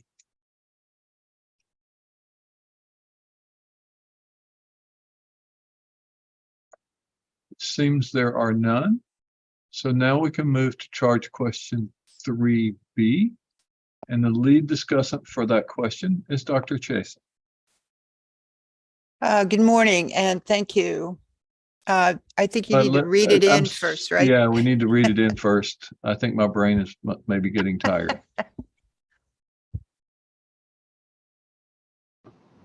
So if the agency can read this in. Hi, this is Sean Shiflett. This is charge question 3B. The agency aims to develop and utilize methods for national scale risk evaluations that provide risk estimates for a range of reasonably foreseeable exposure scenarios, including sentinel exposures and pests. Please include in your comments the extent to which this groundwater assessment reasonably represents the potential for sentinel exposures for a potentially exposed susceptible subpopulation in a national assessment. Thank you. All right, thank you. So now, Dr. Chase. I'm Dr. Chris Chasen, and the associate discussants for this are Drs. Clark, Jenkins, McKenzie, and Missarlian, if I'm pronouncing that correctly. This text is a compilation of comments from this charge question group of discussants and other contributors. It was circulated among the participating scientists and is presented now without dissent. This text will be improved for the record to be more compact and to assure key points are clearly articulated. Additional discussions today can be added as appropriate. First of all, we applaud the impressive efforts and professionalism of the EPA scientists on this challenging task and intend for our comments to be constructive and supportive. It's heartening to see that EPA seems to have benefited from previous SAC efforts, especially the advisory for the original one for dioxane assessment and that one regarding fence line assessments. EPA has employed information, assumptions, and current conventional approaches to declare sentinel exposures and exposures likely for most pest community drinking water. These are based on estimates of groundwater contamination. The committee offers suggestions for improving both processes and clarifying the principles of each, meaning sentinel and pests. The committee also presents additional scenarios and data sources to be incorporated into the assessments, along with related commentary on the assumptions and approaches. First of all, addressing exposure and risk assessments for pests that's potentially exposed in susceptible subpopulations. From here on, I'll just call it pests. The underlying principles for identifying pests and estimating a sentinel exposure are quite different. The conversations in the document are sometimes commingled, but we encourage EPA to consider them separately as we do here. First of all, estimating exposures to pest communities. The first point is that additional scenarios exist which present potentially significant water-based exposures. Some pest communities, especially Arctic and tribal, as well as significant parts of the general national population, are likely to experience additional exposures and risks from hygiene and health relaxation practices where evaporated water, presumably sourced from groundwater, is retained in closed spaces. Referring specifically to the lifestyle activities and unique activities at 5.2.2.4, page 162 in the pest summary. Scenarios where water evaporation and water heating in a contained area provide unique opportunities for 1,4-dioxane to become available for inhalation over repetitive events for significant durations. 1,4-dioxane is more volatile than and completely miscible with water, so if it acts as an ideal solute, it will actually distill from the water when heated. Theoretically, the concentration of dioxane over the heated solution could be higher than the concentration of water vapor. Evaporation could concentrate the dioxane in the air. If the contaminated water is flash heated, a bolus of dioxane could be loaded into the air rather quickly. If conditions maintained the volatile dioxane in a confined space, human exposure could be relatively durable. This scenario is much more prevalent than inferred in the summary table. In Arctic and Western, meaning general population, and indigenous societies, such activities may be frequent as they are part of hygiene practices, as well as ceremonial and health or relaxation opportunities. In the general population, this scenario can exist for indoor pools, spas, home hot tub rooms, home steam bathing, including a bathroom fixture gaining popularity even for middle-class apartments and houses. In northern tribal and Arctic communities, steam bathing facilities exist as a small room within the house or a small enclosure built outside. The process is enjoyed communally by the family and friends over an hour or more daily. In some southern regions, sweat lodges are a popular form of the same concept. These lodges may also be used in hours-long ceremonial functions. In sweat lodges, steam bathing, and commercial spas, water is poured over hot rocks or heating elements to provide flash volatilization. This is very likely what is done in some general population club spas. Surely EPA could calculate some estimates, at least ranges of potential human exposures using estimates of 1,4-dioxane concentrations in the water as used for other calculations of surface and groundwater risk, and reasonably estimate of and produce reasonable estimates of exposure, right? And reasonable estimates of exposure durations, degree of volatilization, and exposure opportunities over days and years. This type of exposure would be in addition to people's drinking water exposure in pest communities, as well as for the general population. Also, the draft supplement does not consider the scenario for groundwater contamination in fence line communities near oil and gas sites developed with hydraulic fracturing methods. This was discussed in earlier charge questions. There's the potential for hydraulic fracturing activities and produced water on oil and gas well sites to contaminate the groundwater via surface spills as well casing failures. Because the draft supplement does not consider the scenario for groundwater contamination in fence-line communities near oil and gas sites developed with hydraulic fracturing methods, it may not adequately represent the potential for sentinel exposure for potentially exposed susceptible populations in a national assessment. Next point is that the assumption that exposures for pests are described in only the upper end of the distribution tails, no matter if data used to create the distribution represented the unique scenarios of exposure opportunities, that assumption can be challenged. There are two issues here. First is the use of information not necessarily relevant to the pest community. That is discussed elsewhere in these comments.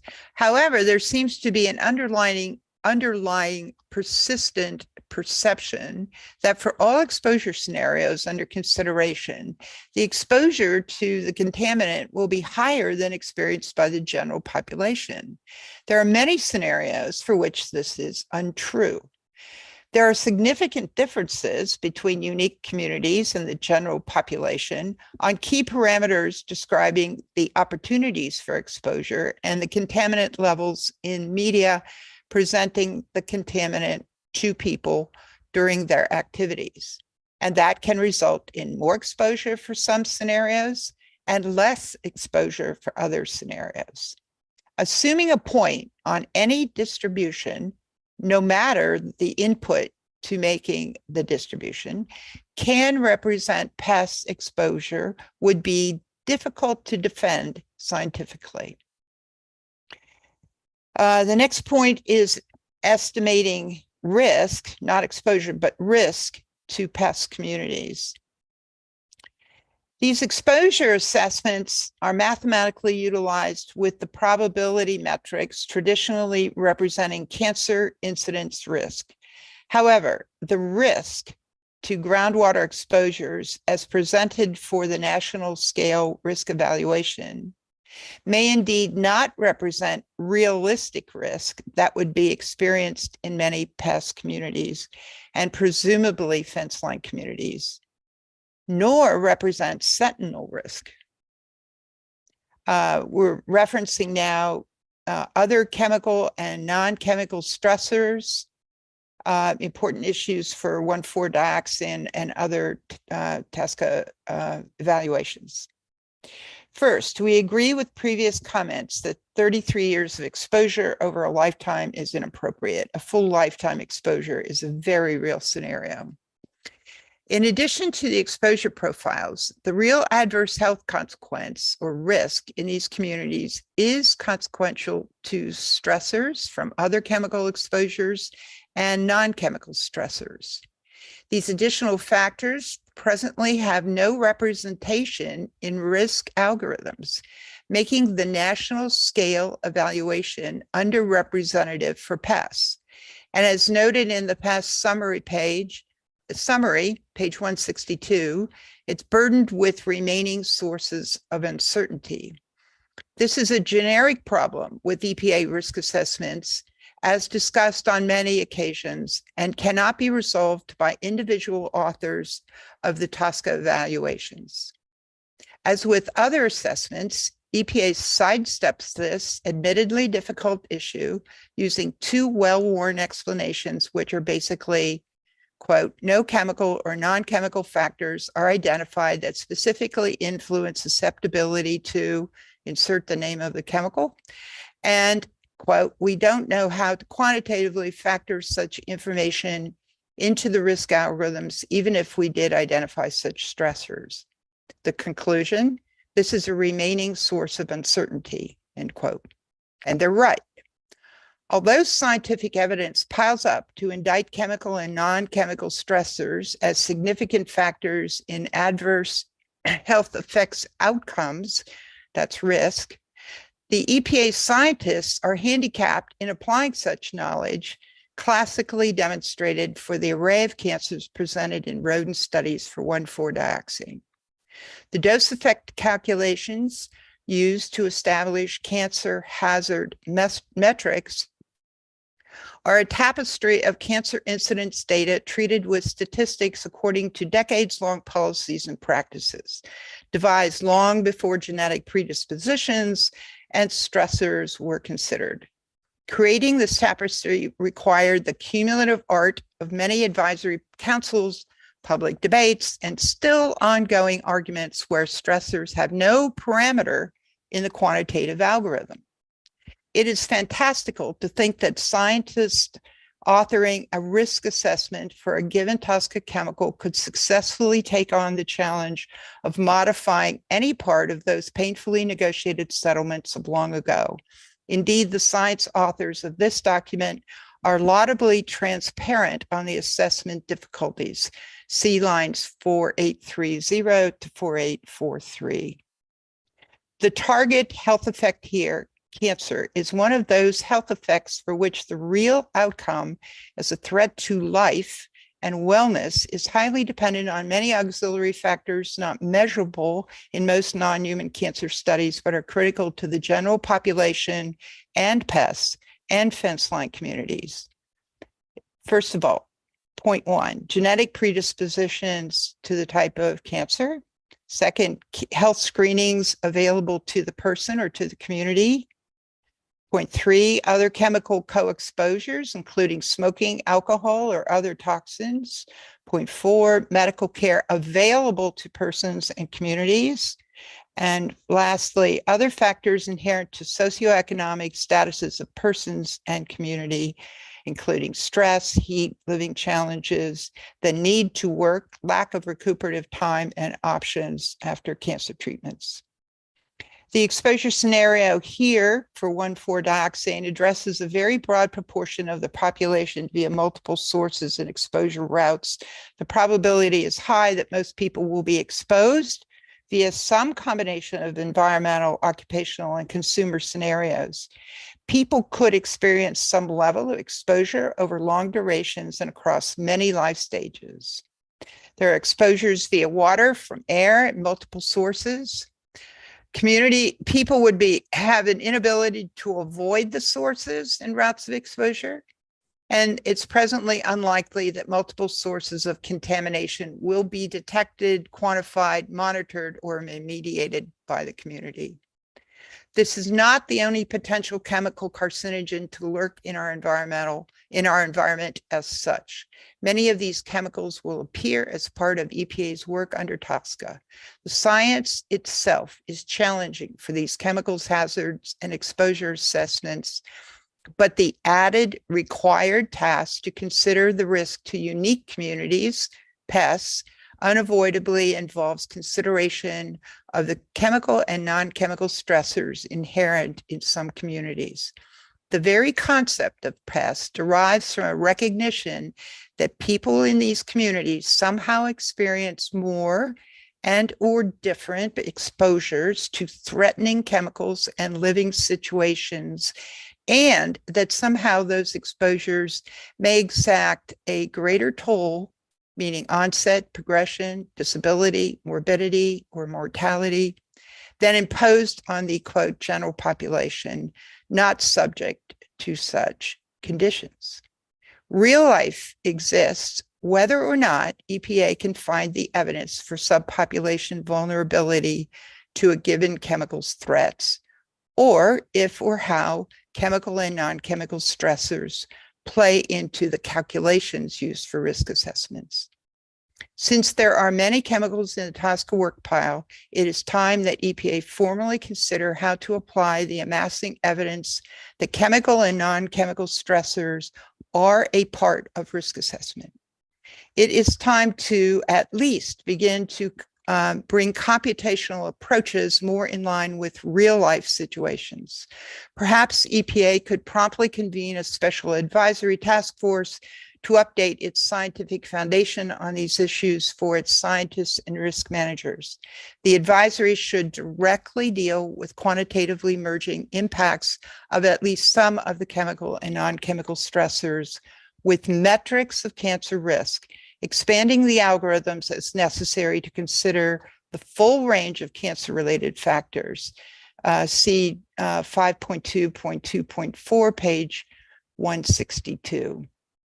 Until such time, starting with 1,4-dioxane, EPA should at least estimate exposures to these additional identified community scenarios and apply some reasonable safety factor or slope adjustment to be utilized as pest risk assessments pending further global policy and science changes. Next, dealing with sentinel exposure values.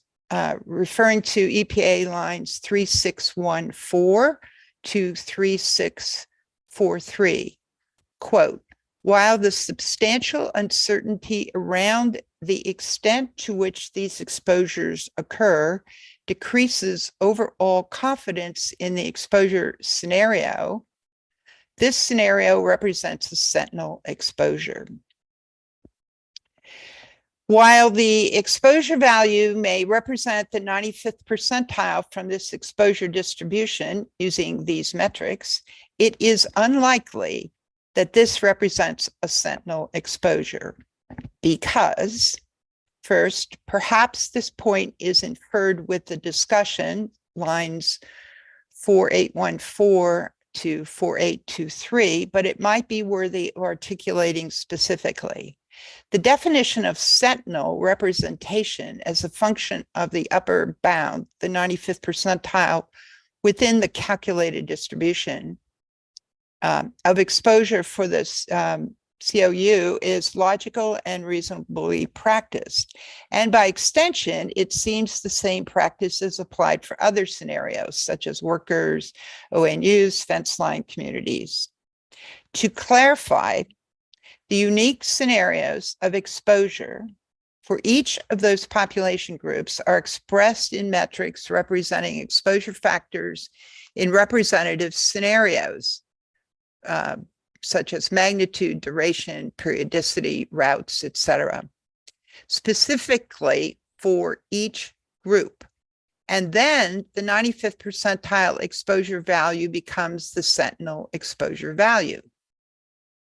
EPA is presumably not saying that the 95th percentile of an exposure distribution constructed with exposure metrics representing more generalized or mixed population groups would be sentinel exposure values for the more defined subgroups, such as fence line or occupational, etc. The important point is that the metrics utilized in constructing the distribution must be representative of the exposure scenarios expected for the population group under consideration, and the environmental contaminant scenarios, in this case, drinking water, which define the exposure these groups will experience. The important point is being transparent about the representativeness of ingoing values which create the exposure distribution. If ingoing values are not specifically representative for that group, but rather ingoing values are more generalized for a larger population group, the utility of the resulting 95th percentile value as sentinel is somewhat compromised.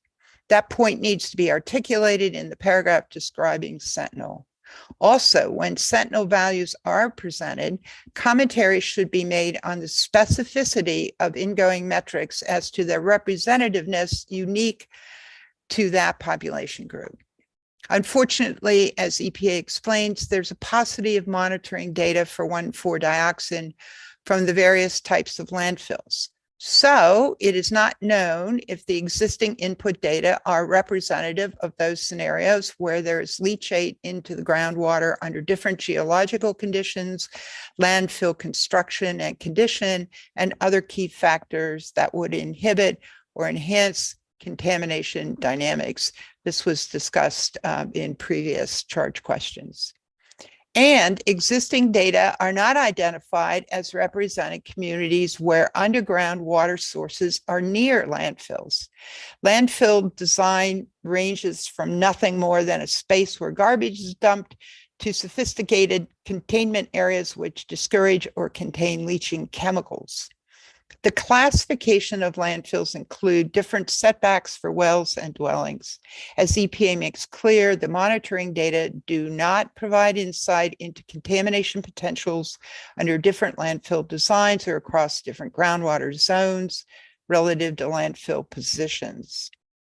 Committee members' concerns also included issues about uncertainties and data gaps, including the DRAS model was designed for other purposes, and evidence was not presented to show that it's appropriate to model concentrations of 1,4-dioxane leaching from an unlined subtitle D municipal solid waste landfill or from an unlined surface impoundment receiving produced water containing 1,4-dioxane for the purpose of determining drinking water concentrations.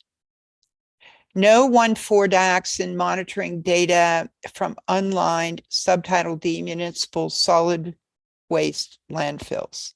There is no 1,4 monitoring data from unlined surface impoundments where produced water has been disposed.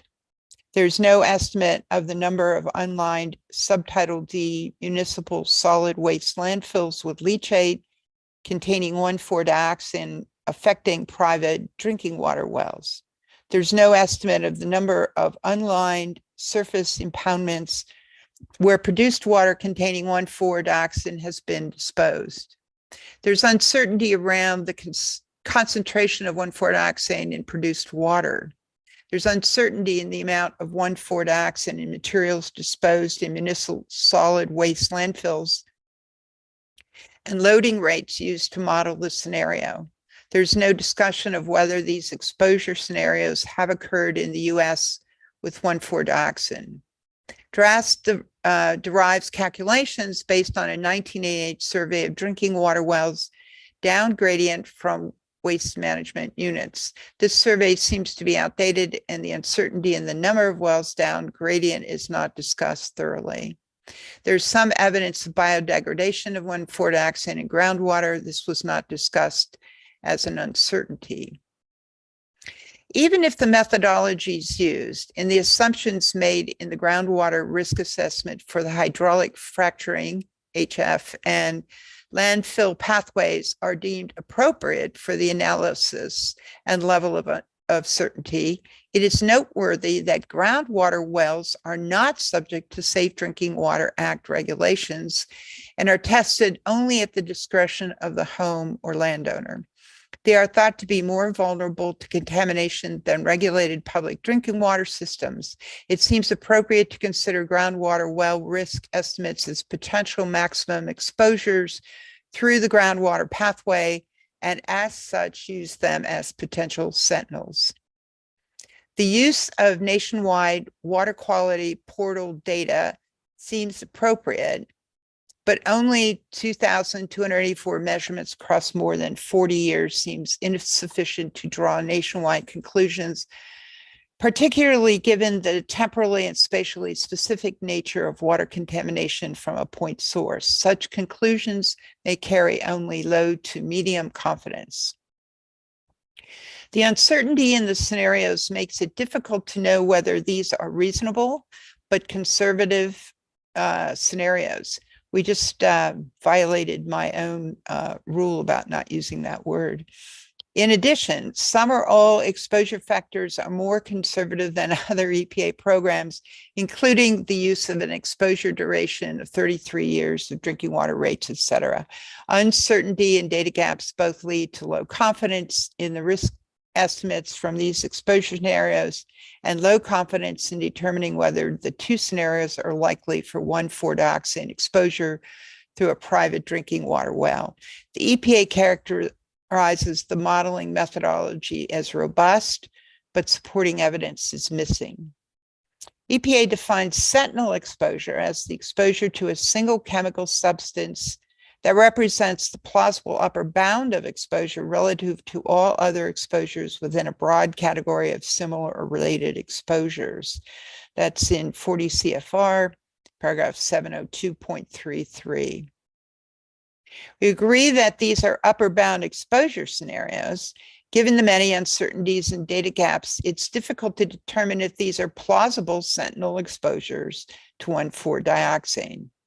The groundwater assessment would better represent the potential for sentinel exposure for potentially exposed susceptible populations in a national assessment by addressing the following. 1, consider lactating people of childbearing age as susceptible populations. Both these subpopulations have higher drinking water intake rates compared to adults of 21 years. That's the intake rates were 47 and 38.2 milliliters per kilogram day compared to adults of 38 milliliters per kilogram day. Second, consider susceptible subpopulations of unborn children. Third, while use of per capita water ingestion rates may be appropriate for the general population, they may be and underestimate sentinel exposures. They may underestimate sentinel exposures in potentially exposed and susceptible populations. People that drink water from their domestic water supply every day could be considered a susceptible subpopulation in this context.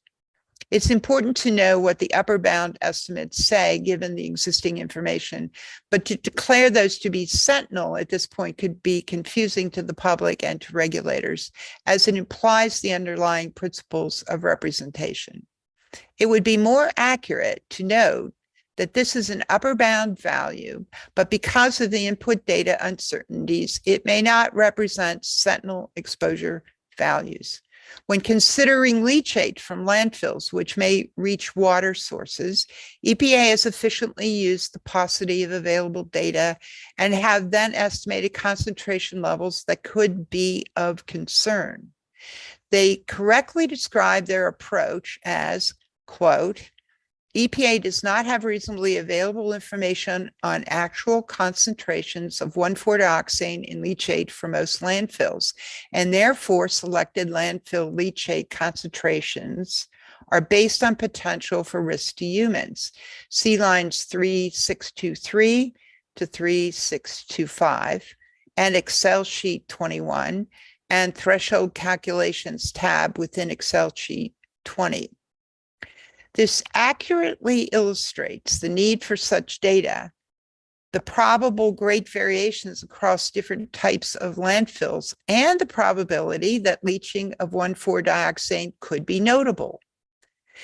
The calculation of a concentration that would yield a 1 in a million risk is a level of concern for a reference point for communities and public and health professionals. However, this is not a sentinel concentration value.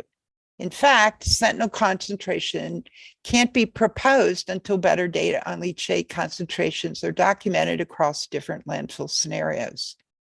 Data representing the leachates in waterlogged communities should be sought, as those communities may experience near-field high exposures.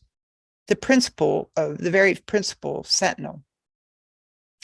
Such communities include the swampy coastlines of the Gulf of Mexico and the boardwalk communities of Alaska. In these situations, water can and does inundate the surrounding area, including landfills, making a direct link to homes and other community areas. By the way, this conversation may be appropriate for the discussions on surface water as well. So it is recommended, 1, that these calculations be retained as they are important and useful, but should not be defined as sentinel. The discussion for these can be improved for clarity and to characterize the calculated values as levels of concern within highly variable landfill scenarios, but not inferring the existing data can describe a distribution of potential values from which a sentinel value can be extracted. Second, the concept of sentinel should be used with consistency throughout the document and across all other documents. Notably, if a particular cohort is missing or underrepresented among data used to construct the distribution, the value at the 95th percentile, nor any other percentile, does not necessarily represent that missing or underrepresented cohort. In this case, we are specifically concerned with communities where the landfills exist and water and contaminants from those landfills may contaminate the groundwater and surface water.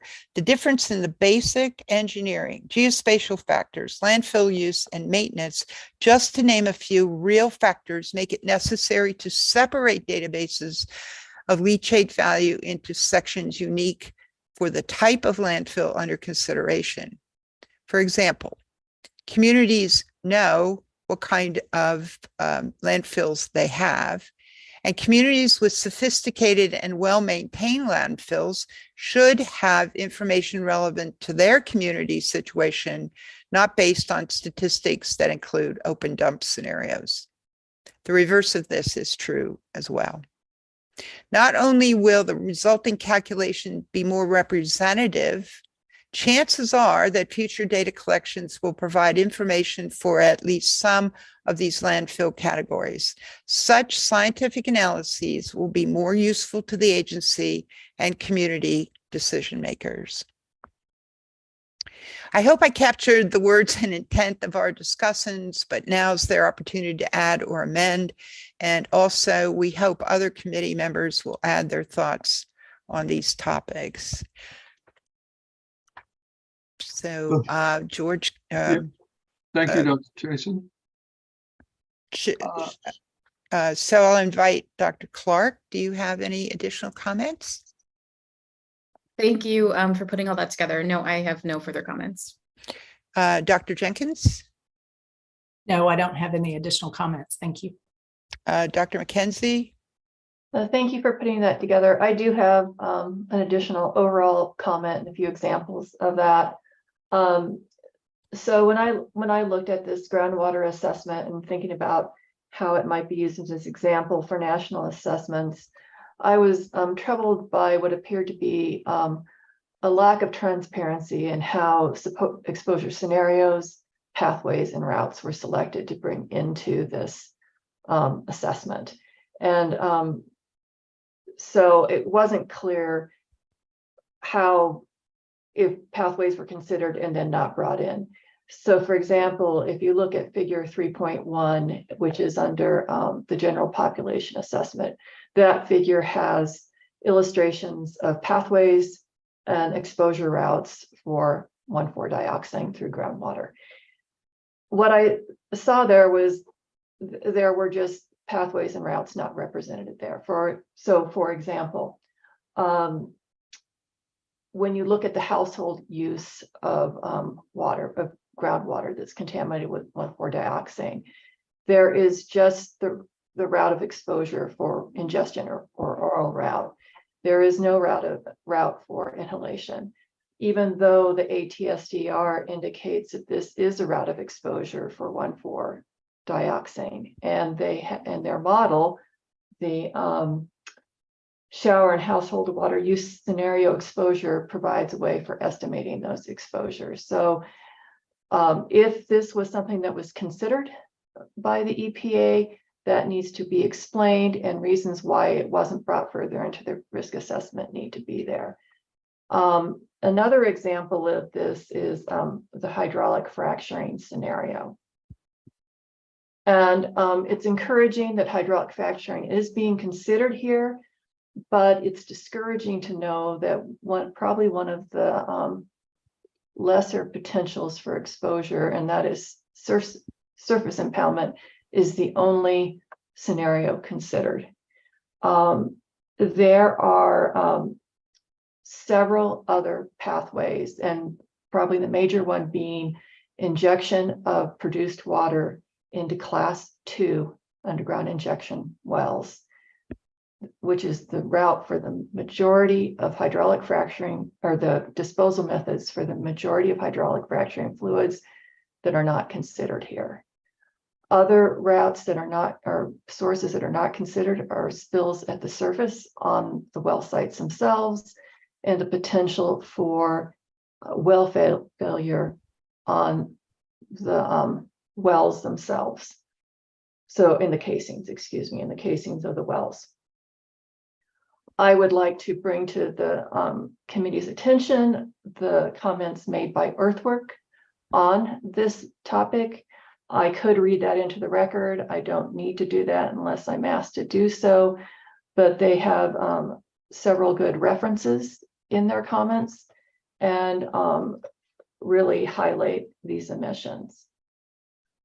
And then lastly, I'd like to say that not considering acute scenario in the groundwater risk assessment, and this was brought up by the Environmental Defense Fund, the reasons for not doing that need to be clearly explained. They were considered in the surface water assessment, I believe. And as brought up by Dr. Chason, there is potential for acute exposures during some uses by some potentially susceptible populations. And I'll stop there. Thank you. Can I ask Dr. McKenzie, one of the issues raised earlier on this was about use of the water for spreading on roads. Is that a relevant issue that should be under this as well? That's a relevant issue. I think it might be more relevant for surface water in this particular scenario. Thank you. And then I think that's all of the discussants. Is that right? Yes. That's correct. So thank you to the discussants for this topic. And now we'll move, this is George Cobb speaking. Now we'll move to the remainder of the committee for comments. And I see Dr. Ottinger has a comment. I just wanted to make a quick comment and compliments Dr. Chazon and to you and the associate discussants. That was an excellent response. I'd like to emphasize the importance of considering multiple stressors. You know, chemicals, including mixtures that contain toxins and endocrine disrupting chemicals, as was briefly mentioned yesterday. Many are non-lethal with primary adverse effects on health, often with cumulative lifetime effects that could result in neurodegenerative disease and cancer or cancer. Chronic exposures are more likely in pest communities. And again, that would reflect multiple stressors that are chemical and non-chemical. And the aging segment of those communities would potentially be more susceptible. And I'd like to offer a couple of publications by Nanawaji, Enwen, and Maleki et al. That I will send to you. Thank you, Dr. Ottinger. Could you write that up along with the references so I can include it in the report? Absolutely. Thank you very much. Thank you for that comment. So now, Dr. Merced Nieves. Hi, thank you. This is Francesca Merced Nieves. I actually wanted to echo the same thing Dr. Ottinger just echoed. There is of the utmost need if we wanted to truly consider the pest community to consider both chemical and non-chemical stressors. And specifically, we talked about pregnant women, but also children, and this might be more relevant for the aggregate questions, do have different bodies and ways that they get exposed more consistently than adults or are more detrimentally exposed. For example, they have greater volume rates, so they're through air, there might be more exposed, but they also have greater hand-to-mouth action, so there's other possibilities, and they also have higher water consumption. So I think everything that was raised is very important, and I just wanted to echo and add to that. Okay. Again, could you please put that in a note and send it to me so I can put it in here correctly? Thank you. Okay. Thank you for that comment. And then Dr. Apt. Yeah, hi, this is Udayan Apte.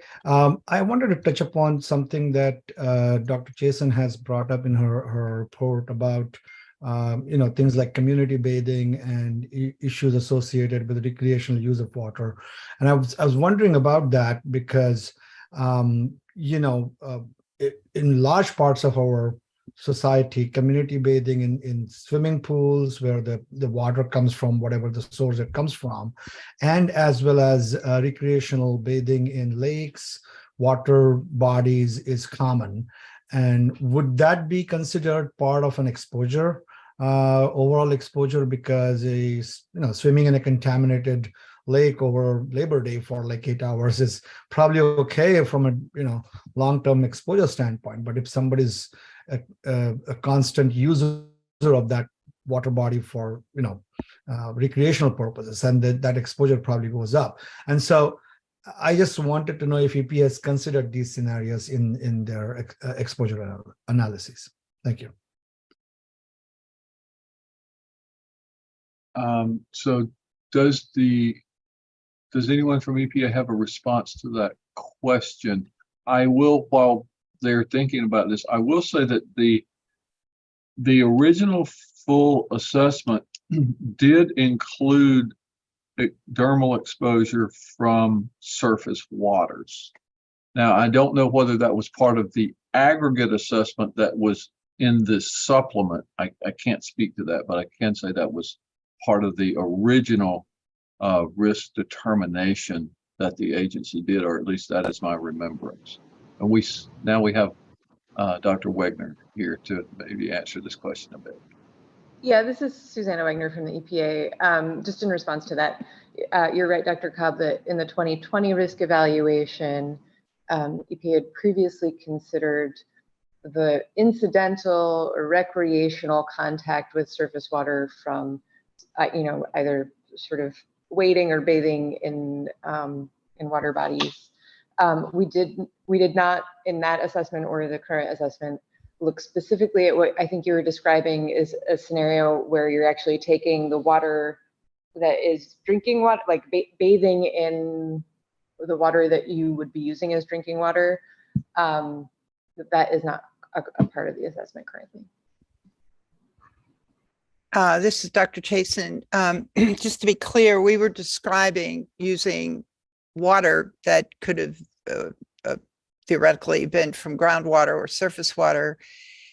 And this word bathing, steam bathing, is a little misleading. It's actually sitting in a room of some small measurement where steam is contained. So it's exactly what you're paying a fortune for to go to the local clubs here where I live, but they do it for free in many other community areas or even within their homes. So they're not actually bathing in the water, they're bathing in the steam. And the point that we tried to make here was that steam will carry the contaminant, and then it's actually intentionally trapped into the room. So what you've created, when many of us are in school, they had the inhalation chambers with the mice in it. That's basically what we've created for humans. Yeah, I get that. I just wanted to clarify that my question, I think, was answered by EPA people, that the original risk assessment did include this part, but that, public swimming pools, for example, the water, whatever the water comes from, there's actual dermal contact of water rather than a steam or anything. And I was more concerned about that, whether that part has been considered as part of the cumulative risk assessment, where, now you are, you might be breathing the air, but you're also now bathing in a water that may or may not, that may contain the contaminant, that may contain 1,4-dioxane. And over a period of summer, that might happen several times. So that exposure, adds up. And so that was a scenario that I was more concerned about. That just wanted to clarify that. Thanks. All right, thank you. Now, Dr. Fox has a question. I see your hand now. It's hidden in your background a little bit for me. Sure. Well, actually, a comment about pests in susceptible populations, right? And I commend the group for really expanding what we're thinking about in terms of exposure situations, right? But I would like to address this comment to the receptor, so to the population on the population side. So I've heard a lot about life stages being considered as susceptible. So I'd also like to say I think we need to be considering people with pre-existing conditions. For example, the fact that in the United States, the rates of chronic liver disease are increasing. So, just sort of to put that out there as another potential susceptible subpopulation. Thank you. And this was Mary Fox. I think I forgot to say that. Thank you, Dr. Fox. So Dr. Hager-Benes. Yes, I also want to commend Dr. Chasen and the group for doing the amazing job that they've done. And Dr. Fox beat me to this, but I'll add this, which is that the US, right, is not a healthy population, and rates of illness, including those relevant to 1,4-dioxane. In fact, rates of both liver and kidney disease are not equally distributed across the population. And this is particularly important when thinking about using a public health frame for the EPA uses a public health frame for this and other risk assessments. So that's my framing point. A couple of other points. I'll agree that the continued use of exposure assumptions that are based on older studies, older surveys that were even well done at the time are problematic, because 30 years ago, we paid far less attention to potential to the pests and certainly less attention to inclusion of people that didn't look like ourselves in those assessments and in those national estimates. So I think one of the things that we've spoken about, and we've heard from the outside commenters as well, has to do with two things. One is the duration of time that people live in their current residences that I'd like to bring up here, but the other was and I've forgotten which question it was, with regard to assessment of risk for people who live near facilities that were considered in certainly the air emissions. And I want to bring up that those data are hard, recognize that those data are hard to find, and that data that could be used to determine worker residence, right? The data that could be used to determine worker residence location, those are not easy to come by. However, there are two data sources that, while only apply to people classified as employees, might be useful. Independent contractors wouldn't be covered, and temporary agency employees would be covered by their agency, not the employment site. And those might be workers' compensation data for private sector employees. And those data which have home addresses are state specific, and arrangements might be required for individual state data. Gathering data for all 50 states would be substantial undertaking. However, several states with relatively good data include California, Ohio, Oregon, and Washington, and there might be a way to for the agency to access those data with appropriate safeguards. And another source would be unemployment insurance data. All employees have their earnings reported to state UI agencies, and the employment site and the first and last names would be in those records. There would be no direct information about residents, but a search might work. It's very inefficient, or require some of the sharp programming skills that EPA certainly has. The data are also shared with the Department of Labor Bureau of Labor Statistics. And those data have been shared with researchers. So that's a recommendation as to how to get to perhaps some data on residence and location to facility, and perhaps the overlap between those two. Another point I want to make is with regard to uncertainty and data gaps, specifically with regard to private drinking water wells. I want to state for the record that there is often little desire by authorities to encourage testing of wells, right? It's not written into the Safe Drinking Water Act. And the other is that we know from a multitude of studies that residents are often fearful or not interested or do not know about having their private drinking water wells tested. And I think it's important to recognize why that might be.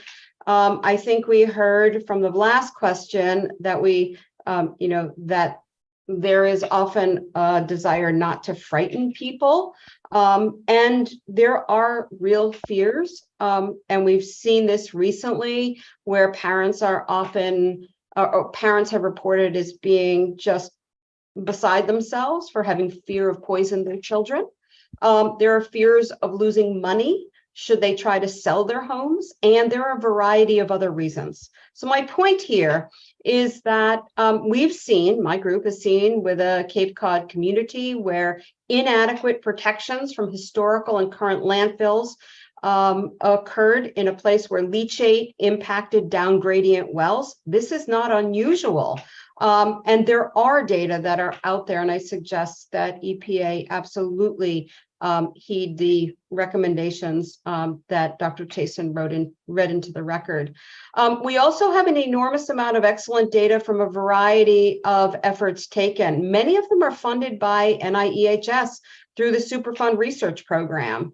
And I did look through the hazard assessment piece and some of the data, but are not seeing some of that information. And those have been done for a variety of other chemicals: arsenic, 1,4-dioxane, chlorinated solvents, and PFAS. And so the efforts are taken in all of the EPA regions, and only now are really focusing on pests. So I think it's important, not just for the record, but for EPA to explicitly state why these data are not used if they're not going to use them. But I am hopeful that as we move forward, that these data and others like them will be taken into consideration for assessment of TSCA chemicals. Thank you. Thank you for that comment. So, Mr. Wright.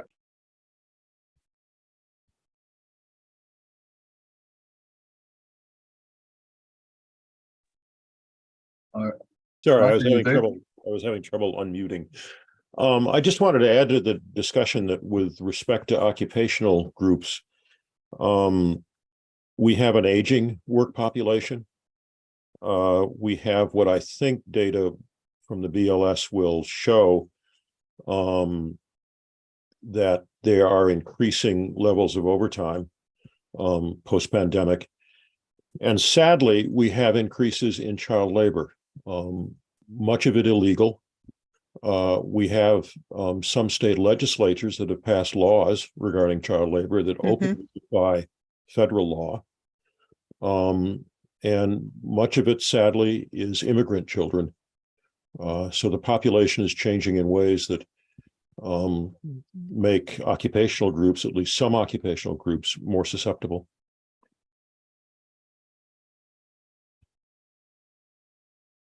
Right. Thank you very much. That was Mike Wright speaking previously. Okay, we are in what I'm going to call no man's land. We're an hour out from lunch, but we haven't had a break yet. So unless Allah, our DFO, objects, I think I'm going to call a lunch break now. Oh, wait. Let me say what I'm planning to do, and then Dr. Rubin, I will not miss your comment. I think I'm going to call for a 1 hour lunch break now. We'll come back and begin charge question 3C immediately after lunch. But let's go to Dr. Rubin. Okay, thank you. I'll be brief. This is Rainbow Rubin. I just wanted to also echo my support for Dr. Chason and the discussants of this question, and agree with the need for real world assessments with respect to environmental justice and fence line communities for the entire lifespan, 78 years, not 33, prioritizing multiple exposures across pathways, pre-existing conditions, vulnerable subgroups, and during sensitive life stages, including pregnancy, in utero, childhood, and adolescent exposures. Thank you. So thank you for that comment. And I did not at all want to rush you. So if you feel like there's something else that needs to be said. Thank you. Happy. It's fine. Okay. So with that, again, unless Dr. Kamal has something that he would prefer us to do. Dr. Wright's hand is still up, Dr. Kamal. Oh, I didn't confirm that was residual. Oh, yeah, it stayed up the whole time. All right. That's perfectly fine, Dr. Cobb. Yeah, we can have the lunch break now, and then we will be back after 1 hour. Is there lunch break? You want it for 1 hour? So like I think that's fine. I think we deserve a 1 hour break because we missed our morning break, and so and we'll still be way within the schedule. I think to probably finish today by close of business today.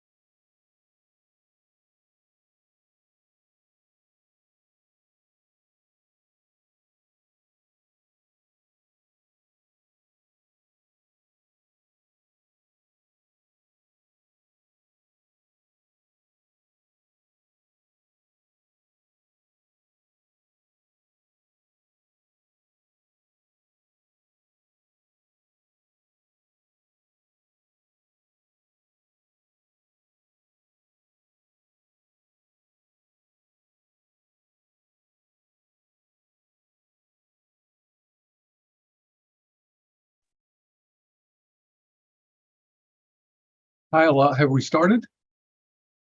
We're back. I think everyone's back. All right.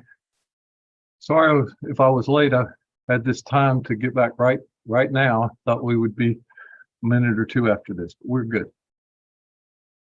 So, welcome back, everyone. I hope you had a enjoyable lunch break. And now we'll move into charge question 3C. Do you want to take the afternoon row? You know what? Thank you for reminding me. All right. We'll do that. Dr. Apte. Yes, I'm here. Dr. Baker. Here. Dr. Chason. Dr. Chason. Maybe was going to miss this afternoon. Dr. Ike. I'm here. Dr. Fox. Dr. Fox. Dr. Graham. I am here. Dr. Heiger-Benes. Here. Ms. Jenkins.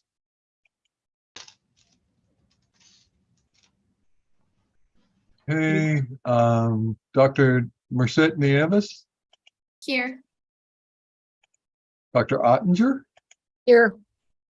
Dr. Presbilla. Present.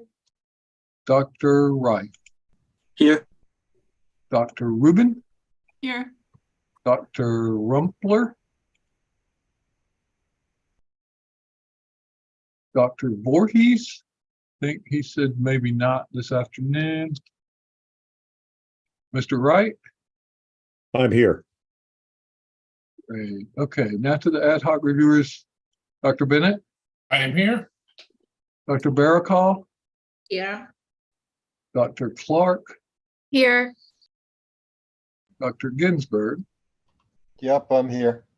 Dr. Henneman. Here. Dr. Jajak. Here.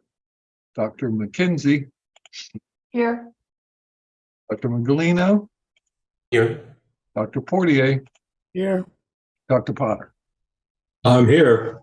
All right, let me go back and cycle through some folks, even though I could think a couple of these for sure are not going to be here. Dr. Chason. Dr. Fox.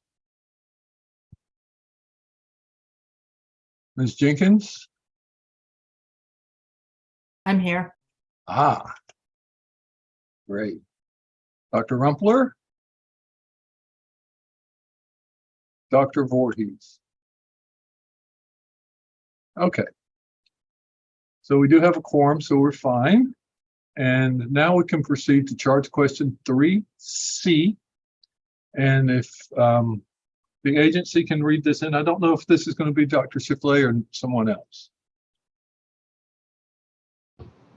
Hi, this is Sean Shiflett. So charge question 3C. Throughout section 2.3.2, EPA made several assumptions about drinking water exposure scenarios for groundwater. For example, EPA assumed that groundwater concentrations predicted using the DRAS model may reflect average concentrations in untreated private drinking water wells over 33 years. Please comment on the assumption underlying drinking water exposure scenarios for groundwater. Thank you. Thank you for reading that into the record. And our lead discussant is Ms. Jenkins. Hello again. We've had some discussion already in the previous questions about some of these topics, so I expect others will have some comments on this. With me, Drs. Clark, McKenzie, and Reif also are on question 3C. Since little concentration data in groundwater indicating that 1,4-dioxane has leached from the subtitle D landfills and unlined surface impoundments where produced water was disposed, except for information from sites currently undergoing remediation, it is difficult to conclude that these scenarios and pathways are of current concern. On page 75, line 2321, EPA states recent changes in industrial activities and disposal may have largely reduced groundwater contamination with 1,4-dioxane. This is an important statement. Appendix I discusses exposure assumptions, but then refers to tables in the Exposure Factors Handbook where they can be found, recommend including tables with all the exposure assumptions in the appendix or the main body of the supplement with references to make it easy for the reader. The assumption should be clearly presented and transparent. Some of the exposure assumptions are the same as what are used in other EPA risk assessments, for example, EPA's risk screening levels, but some are not. Exposure duration of a resident is 30 years in the risk screening levels and 30 years in the draft technical support document, whereas the supplement assumes 33 years. Body weight is another exposure factor with different values. DRAS uses 72 kilograms for an adult body weight. The rationale behind the choices of exposure factors and assumptions should be clearly presented. The scenarios assume 1,4-dioxane concentrations at a well within 1 mile of the disposal facility. Suggests that EPA provides the basis for this distance, and it appears that this 1 mile radius is from DRAS, but did not find the rationale presented for why it is considered appropriate. Target cancer risk is listed as 1e⁻⁶ in the input table for DRAS. Did EPA consider other target risk levels within the risk range, since we were told in the introductory discussion that there's not a bright line of excess target risk?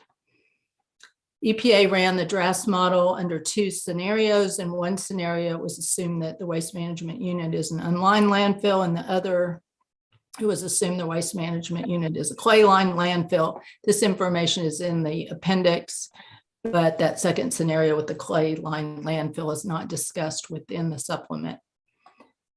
For the following reasons, recommend revising the overall confidence in the drinking water exposure estimates resulting from disposal of produced water from hydraulic fracturing to slight to low, because the underlying drinking water exposure scenario concerning pathways between the hydraulic fracturing produced water source and groundwater contamination is incomplete. Several pathways are not considered, including injection in Class 2 injection wells, surface spills, and leaking well casing. There's a number of references that are provided also. Confidence in predicted 1,4-dioxane concentrations in untreated private drinking water wells for the subpopulation living near hydraulically fractured oil and gas sites and Class 2 injection sites is slight.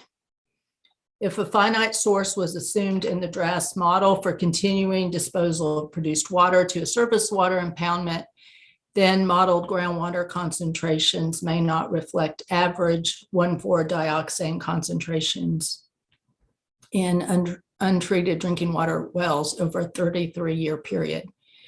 And because the DRAS model does not address matrix diffusion, modeled groundwater concentrations may not reflect average 1,4-dioxane concentrations in untreated drinking water wells over a 33-year period. The model assumption that unsaturated and saturated zones are uncontaminated is likely incorrect for surface impoundments. This would add to the uncertainty in the groundwater concentrations predicted from the DRAS model.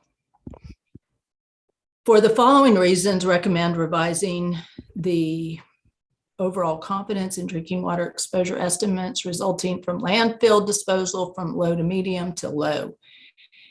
Because if a finite source was assumed in the DRAS model for continuing disposal of produced water to a landfill, then modeled groundwater concentrations may not reflect average 1,4-dioxane concentrations in untreated drinking water wells over a 33-year period. Because the DRAS model does not address matrix diffusion, modeled groundwater concentrations, does not address matrix diffusion, modeled groundwater concentrations may not reflect average 1,4-dioxane concentrations in untreated drinking water wells over a 33-year period. The model assumption that unsaturated and saturated zones are uncontaminated is likely incorrect for landfills. This would add to the uncertainty in the groundwater concentrations predicted from the DRAS model.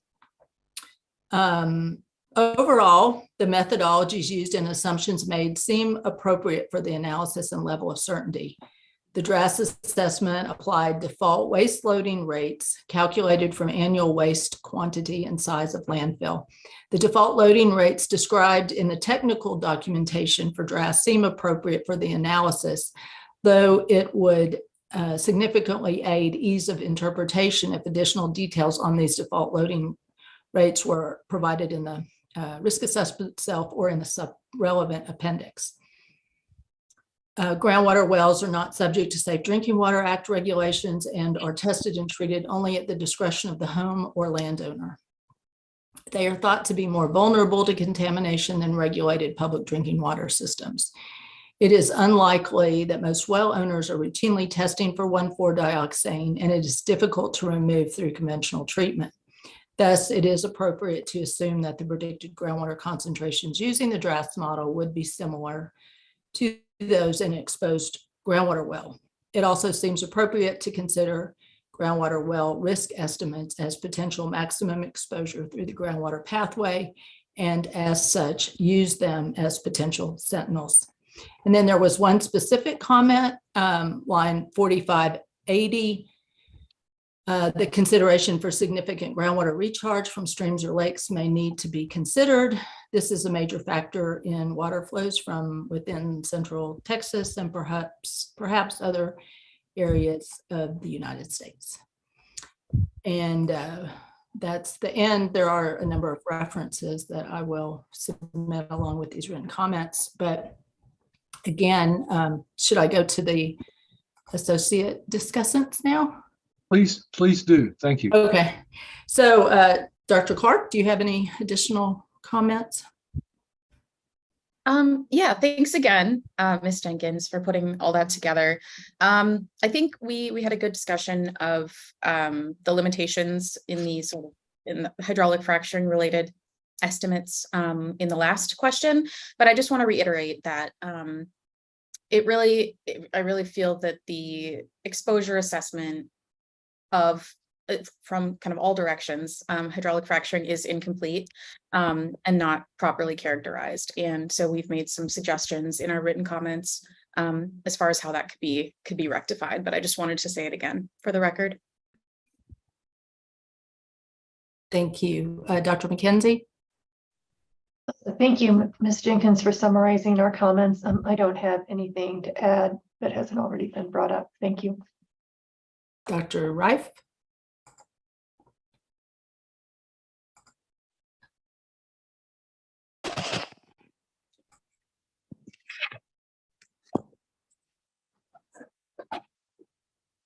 Dr. Reif, are you there? Yes, I'm sorry. I misheard right. Yeah, nothing to add. Sorry. Okay, thank you. Well, thank you to all the discussants for that summary. And Ms. Jenkins, thank you for stepping in earlier to do two of these today. I really appreciate that.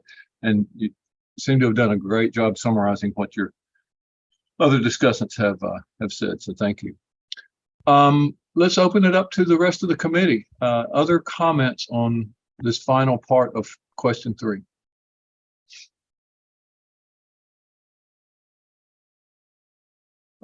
Okay, if there are no other questions, comments, if there are no other comments, let's go back to EPA and see if they need any clarification of any of the comments that have been made about question 3 thus far.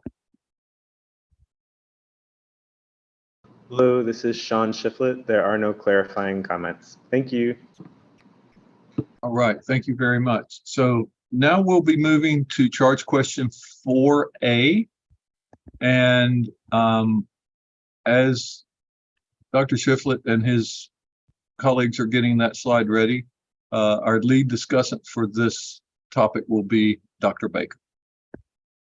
So please read the question into the record.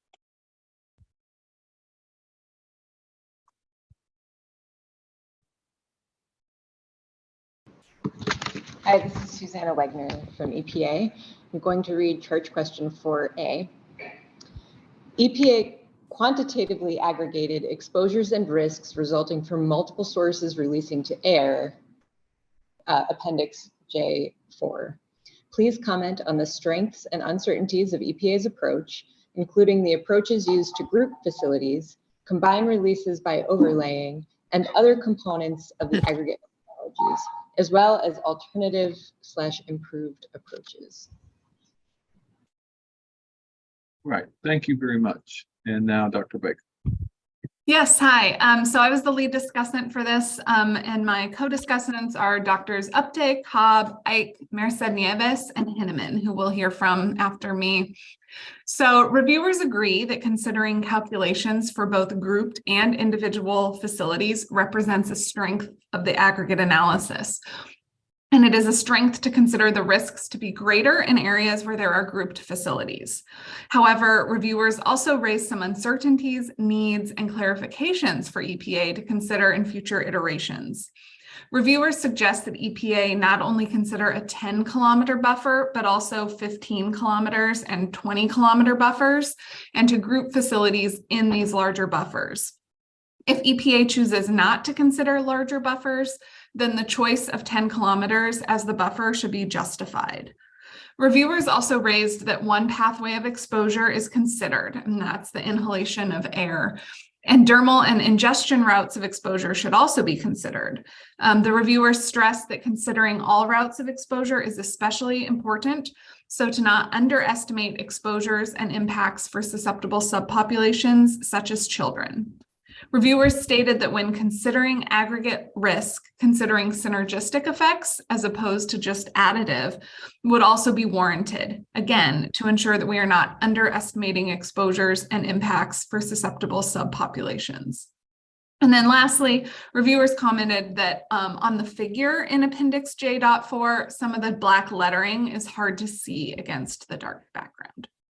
And that summarizes our feedback and comments for question 4A. With that, I'll turn to my co-discussants. I'll start with Dr. Ike. You summarized my comments. Thank you. I don't have anything to add. And then also Dr. Merced Nieves. Hi, thank you for summarizing our comments so well. Dr. Cobb, as a discussant, co-discussant.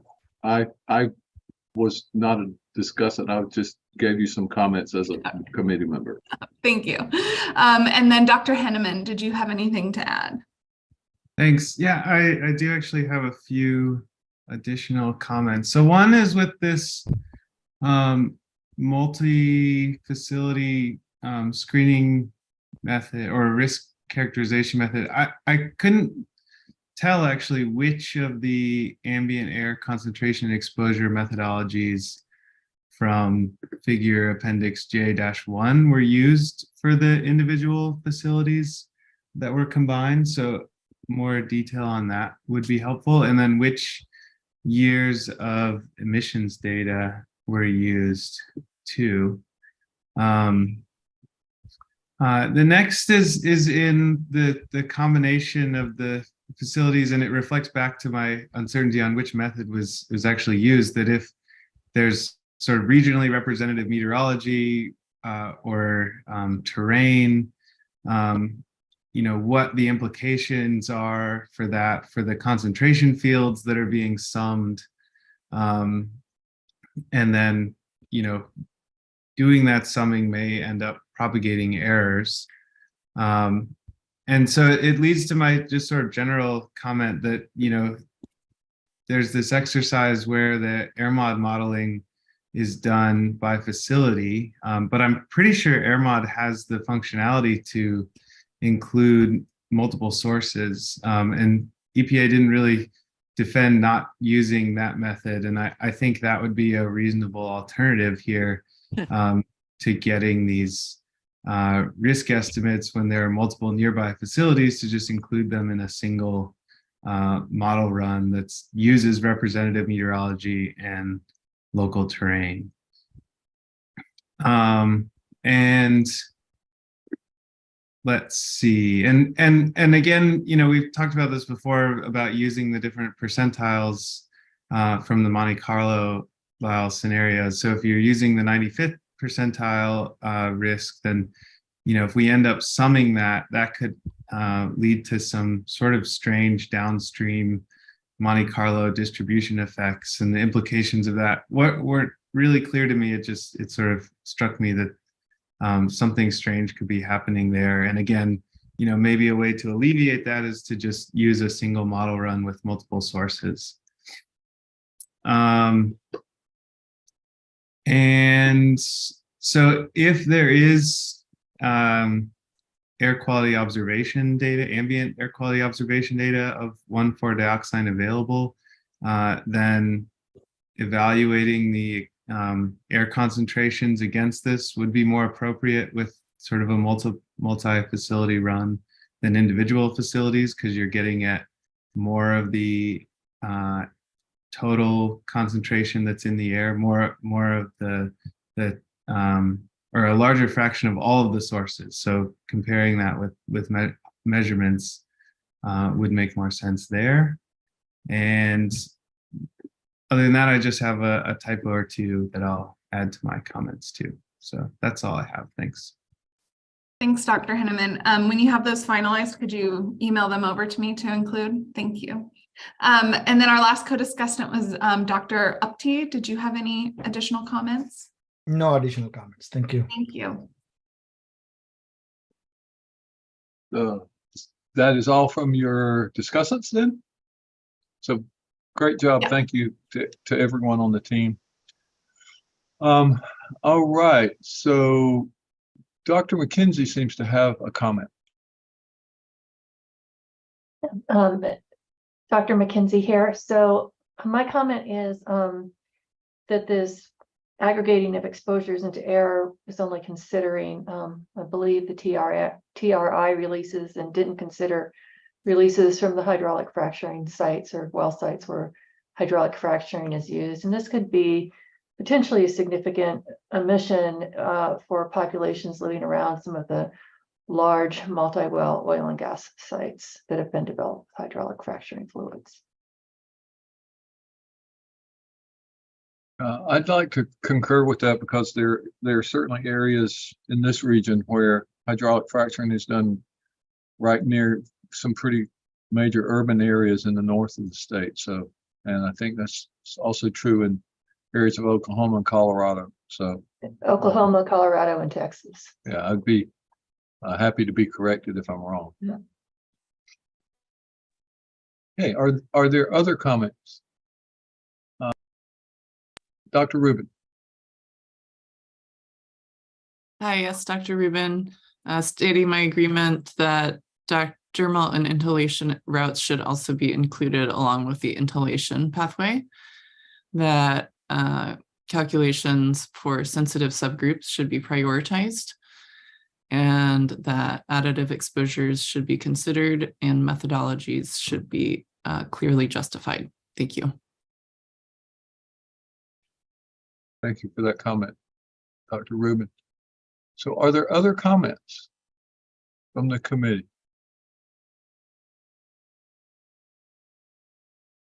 Okay, seeing none, I think we can move on to the next charge question. That will be 4B. And while Dr. Wegner and her team are loading that, I'll mention that our lead discussant for this is Dr. Miglino. And Dr. Wegner, whenever you're ready, you folks can read the charge question in.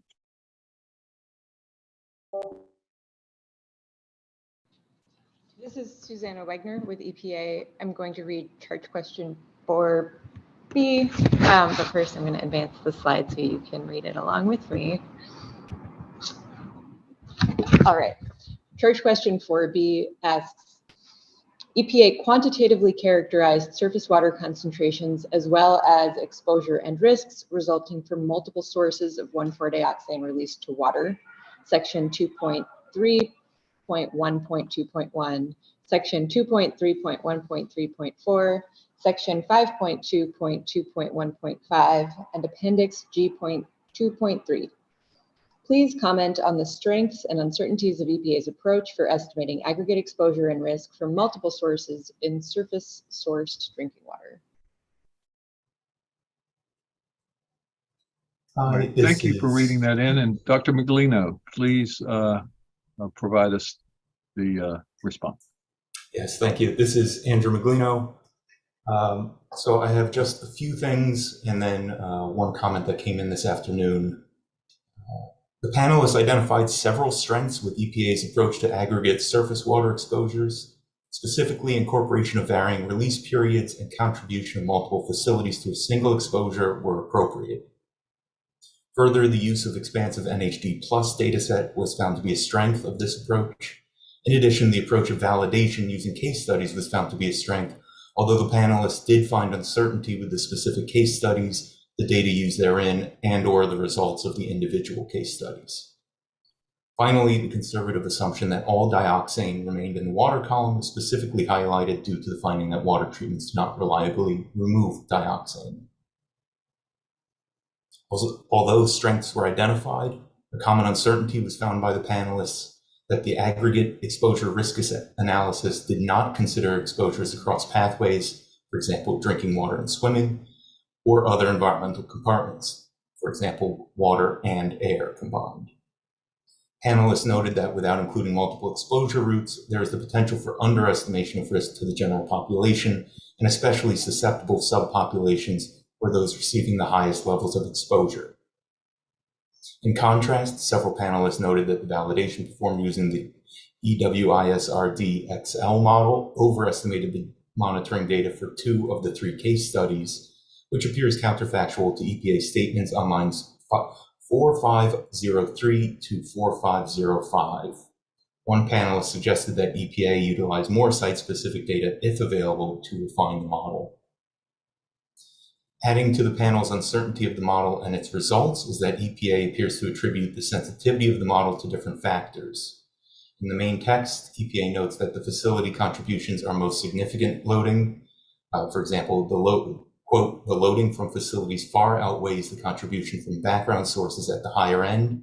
That's lines 2187 through 2188. However, in the analysis of the case studies, EPA attributes sensitivity to DTD releases and background concentrations. Quote, in the Brunswick County case study, the output was sensitive to the upstream concentration. That's lines 11259 through 11260.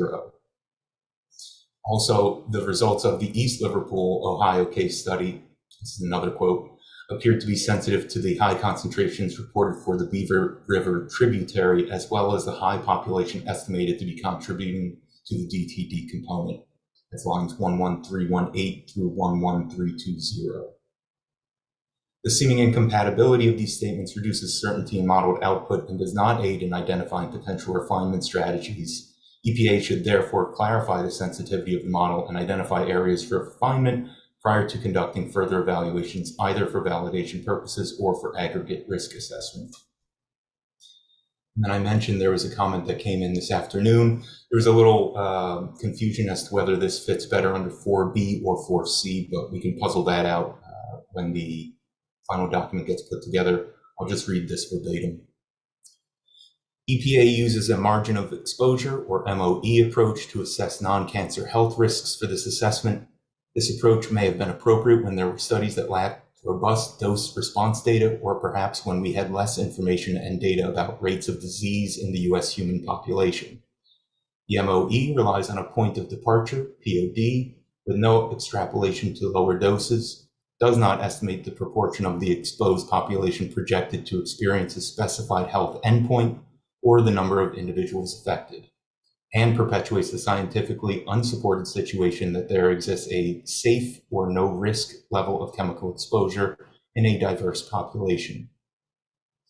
There's also a practical reason to move from the MOE or POD-based RFD, I believe that's reference dose, but please correct me if that's incorrect, to an approach that provides risk managers, here EPA, with a tool that can be used for decision making. For example, EPA will make decisions about 1 × 10⁻⁴ cancer risk versus 1 × 10⁻⁻⁸ cancer risk. While we may disagree about what is acceptable risk, we can agree that having a metric that allows for incorporation of costs, including costs of treatment and costs to the healthcare budget, is useful. EPA cannot do that using a single point to represent the toxicity/dose response for non-cancer effects. Authoritative bodies, including the U.S. National Research Council and the World Health Organization, have outlined methods to expand the probabilistic assessment from the hazard and exposure assessments to the dose response assessment. EPA certainly has the technical ability to do this and should be using the best available science as mandated. Please refer to written comments submitted by UCSF program on reproductive health and the environment on the supplemental draft risk evaluation for 1,4-dioxane. And there are several references which I will include in the final write-up. That's all I had for comments. I will open it to my associate discussants, Dr. Apti. I don't have any other comments than this. Thank you. Thank you. Dr. Ike. Thank you for summarizing that. I also did not have any additional comments. Dr. Graham. Thank you, Dr. Maglino. You summarized the comments very well. No additional from me. Thank you. And Dr. Merced Nieves. Hi, thank you. I don't have anything to add.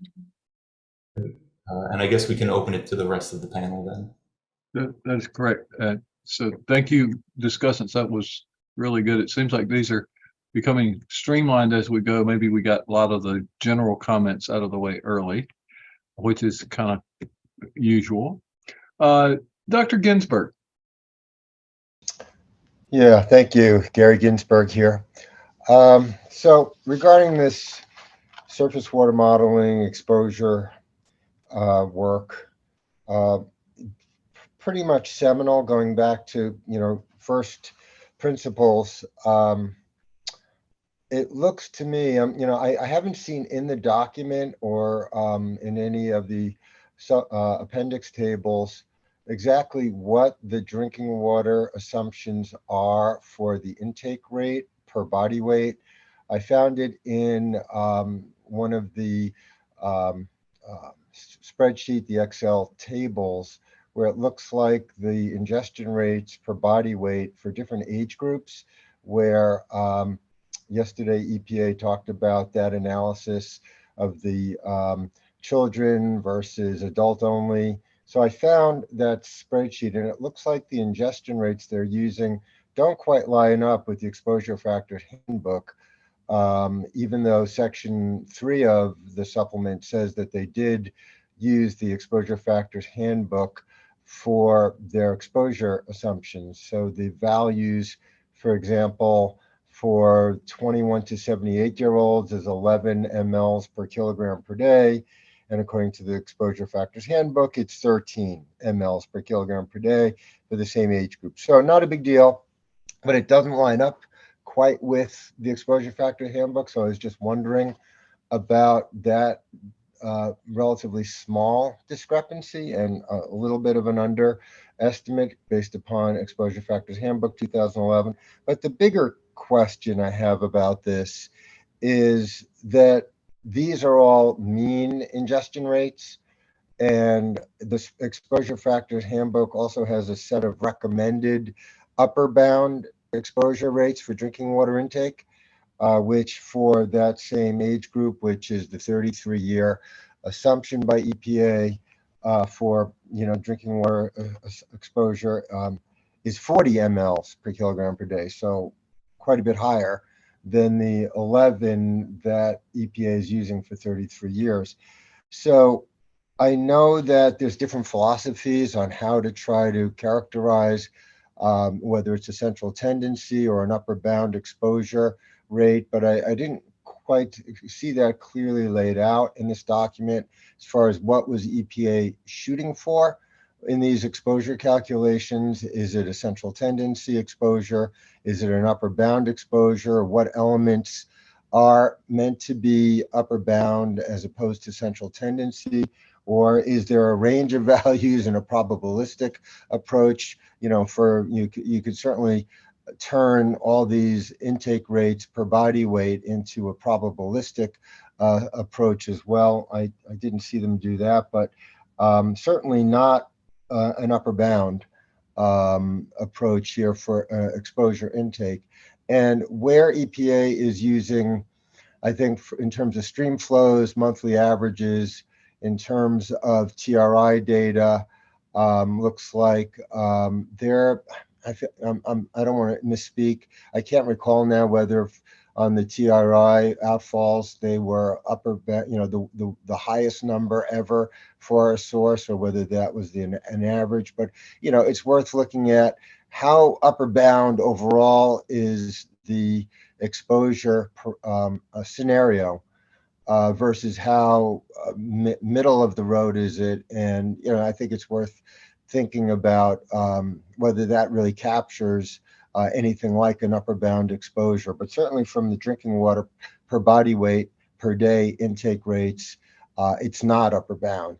And just wanted to make that clear from what I can get out of the document and the spreadsheets that are associated. So just wanted to make that point. Maybe EPA can clarify. So thank you. And I think we'll go to Dr. Rubin's response now and give the EPA folks some time to think about that question that you just posed. So please proceed, Dr. Rubin.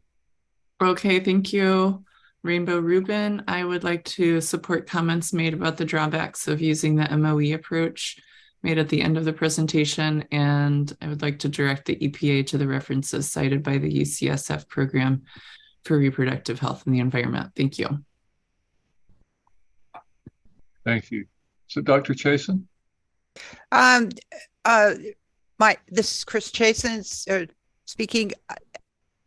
Dr. Ginsburg brought up a point that made me think back to the issues that we called levels of concern, where the agency is looking for sort of an upper bound health related, we called it levels of concern. If you're dealing with a topic that pretends to be sentinel or upper bound or whatever, I think it's important to re-examine whether or not you use central tendency factors to get into the algorithm to do that calculation, or whether it would be more appropriate to use upper ends of the values for all of the factors in that algorithm. This conversation Dr. Ginsburg just pointed out shows about a fourfold difference just in that one factor.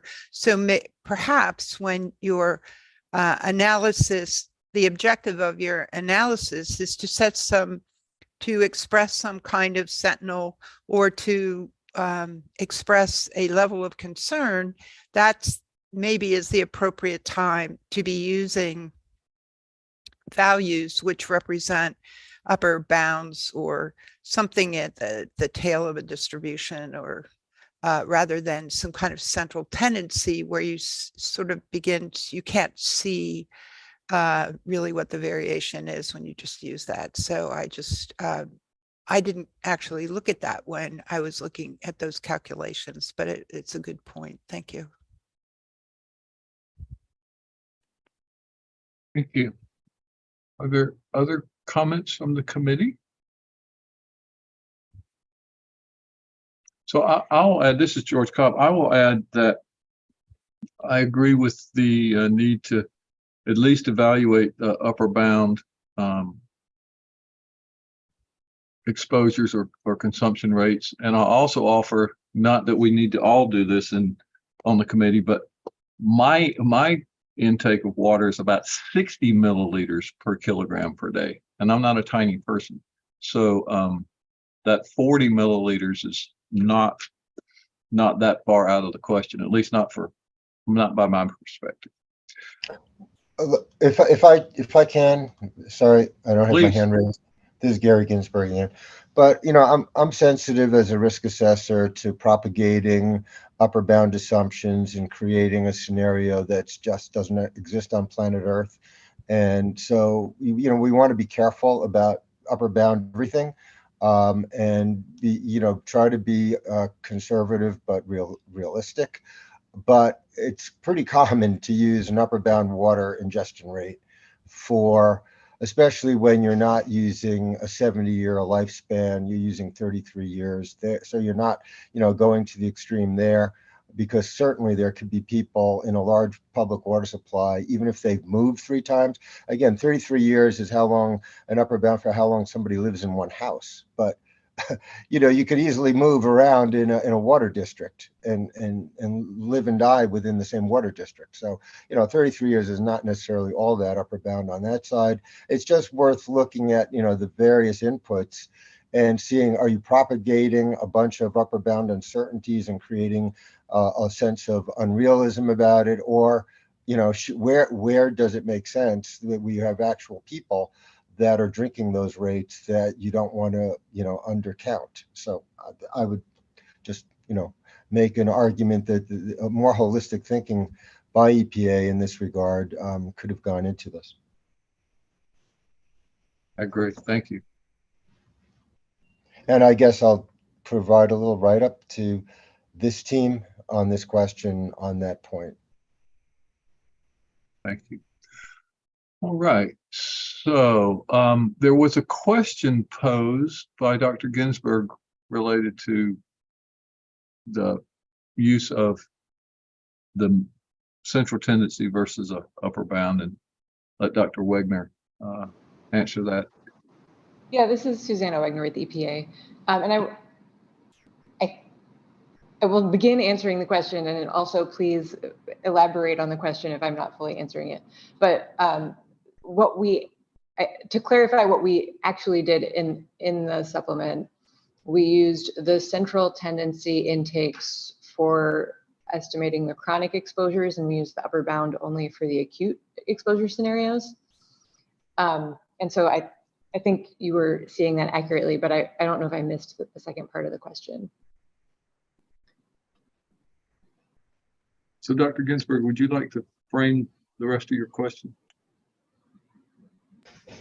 No, I think that that's helpful to clarify that the distinction between acute and chronic. I mean, there's a variety of aspects to the acute scenario that also could be further examined. For example, you know, peak water concentrations with really minimal low flow values and drought conditions. If you're worried about an acute concentration and an acute endpoint, I'm not sure that how well the models capture that. But just sticking to the drinking water rate, I think it's good that EPA did consider the upper bound for acute. But even for chronic, you know, I'd suggest EPA reevaluate that, because you know, people, especially in dry climates, you know, make more often than not use more of an upper bound intake rate over many years, and especially where you know, the age specific assessment doesn't look like, although I haven't fully checked it out, it doesn't look like it's being used or being necessary. I would just think that even on the chronic basis, to have a consistent approach to drinking water intake rate should be seriously considered as the, you know, making sure that you're not leaving out members of the population who on a long-term basis are going for, as adults, aren't going to be ingesting, you know, whether they're athletes, whether they're in dry climates, you know, whatever the reason, that they're going to have that kind of intake rate per body weight. And 95th percentile is probably not the peak either. I mean, there's probably people that actually exist that drink more than 40 mLs per kilogram per day, as Dr. Cobb just mentioned. So I think it's worth serious consideration. Thank you. And I think that answered the question. So thank you, Dr. Wegner, and thank you, Dr. Ginsburg, for clarifying that. So unless there are other topics for 4B, we can move on to charge question 4C. And as Dr. Wegner's team is loading up question 4C, I'll mention that our lead discussant is Dr. Apte, and I will also mention this is the last charge question for the panel, for the committee. So please read the charge question into the record. All right, this is Susanna Wegner with EPA, and I'll read charge question 4C. EPA qualitatively characterized aggregate exposure and risk across routes and across pathways. EPA recognizes the importance of identifying and characterizing these aggregate exposures. While EPA recognizes the importance of identifying and characterizing these aggregate exposures, they were not quantified due to substantial uncertainties associated with aggregating 1,4-dioxane exposures and risks across routes. Please comment on EPA's approach to assessing aggregate exposures across routes qualitatively rather than quantitatively in this assessment, and on the strengths and uncertainties identified in this qualitative characterization. Thank you. So Dr. Apte? Yeah. So this is Udayan Apte. I'm going to read the comments and summarize comments from me and my associate discussants, who include Alison Jenkins, Francesca Merced, Nieves, Lisa McKenzie, and Michael Wright. Bear with me, it's a long list of things we have. So in this supplemental risk assessment on 1,4-dioxane, EPA has considered aggregate risk assessment defined as the combined exposure from one chemical across multiple pathways, which includes aggregation across exposure routes, that's dermal plus inhalation, combined air plus water exposure across multiple scenarios, which includes various industries and other sources, and across different scenarios of exposure. For qualitative approaches, oral plus dermal plus inhalation exposures were considered. Further, combined air and water exposures were considered. And finally, occupational and general population exposures were considered. EPA was not able to quantitatively conduct a quantitative aggregate risk analysis due to mainly lack of reliable data and further significant uncertainties in outcomes posed by each of these different exposures. Therefore, a qualitative risk assessment was conducted as a decision. We think that special consideration should be given in risk aggregation for the fence line communities, which are disproportionately affected by multiple routes of exposure. Any data on exposure to fence line communities will be useful. Further consideration of aggregate risk for special PESS, susceptible populations, need to be prioritized. In Table 5-11, EPA states that it did not identify any factors that affect exposure from quantitative standpoint, but added that a tenfold uncertainty factor for life stage, genetics, and pre-existing disease was used. In the view of lack of data, this approach seems appropriate, but further evaluation is necessary. Providing a rating of low, medium, and high confidence in aggregation of risk is appropriate and informative. Because the data gaps and uncertainty discussed over the last few days within all exposure scenarios and risk estimates considered in the supplement, the qualitative characterization of aggregate risk for 1,4-dioxane is appropriate. Although EPA risk estimates should err on the side of overestimating risk to ensure public safety protection. By making successive overestimating assumptions, EPA could generate risk estimates that are the product of compounding conservatism due to data gaps and uncertainty in the available data. In some cases, this means that the final estimated risk could be more a function of conservative assumptions rather than they are of actual chemical risk. To address this concern, EPA should consider a quantitative uncertainty analysis, if appropriate, that could provide confidence limits on the risk estimates by evaluating the impact of each assumption. In part 5.2.2.5, aggregate and sentinel exposures, EPA states that there is an uncertainty around the extent to which cancer risks across routes are additive from 1,4-dioxane, and goes on to explain that liver tumors are the primary site of cancer risk from oral exposures, and inhalation exposure in rats is associated with multiple types of tumors, including liver. The IUR used to calculate inhalation cancer risk reflects combined risks from multiple tumor types. This reasoning does not preclude a quantitative risk assessment of aggregate exposure across the oral and inhalation exposure routes. Given that liver tumors are cancer sites for both routes, at least some additive effect is indicated, and a quantitative assessment of with a discussion of uncertainty should be done. Likewise, even though there is uncertainty around the degree to which nasal cavity lesions could be partially due to portal of entry effects following inhalation exposure, this reasoning does not preclude a quantitative risk assessment for aggregate exposure across the oral and inhalation exposure routes.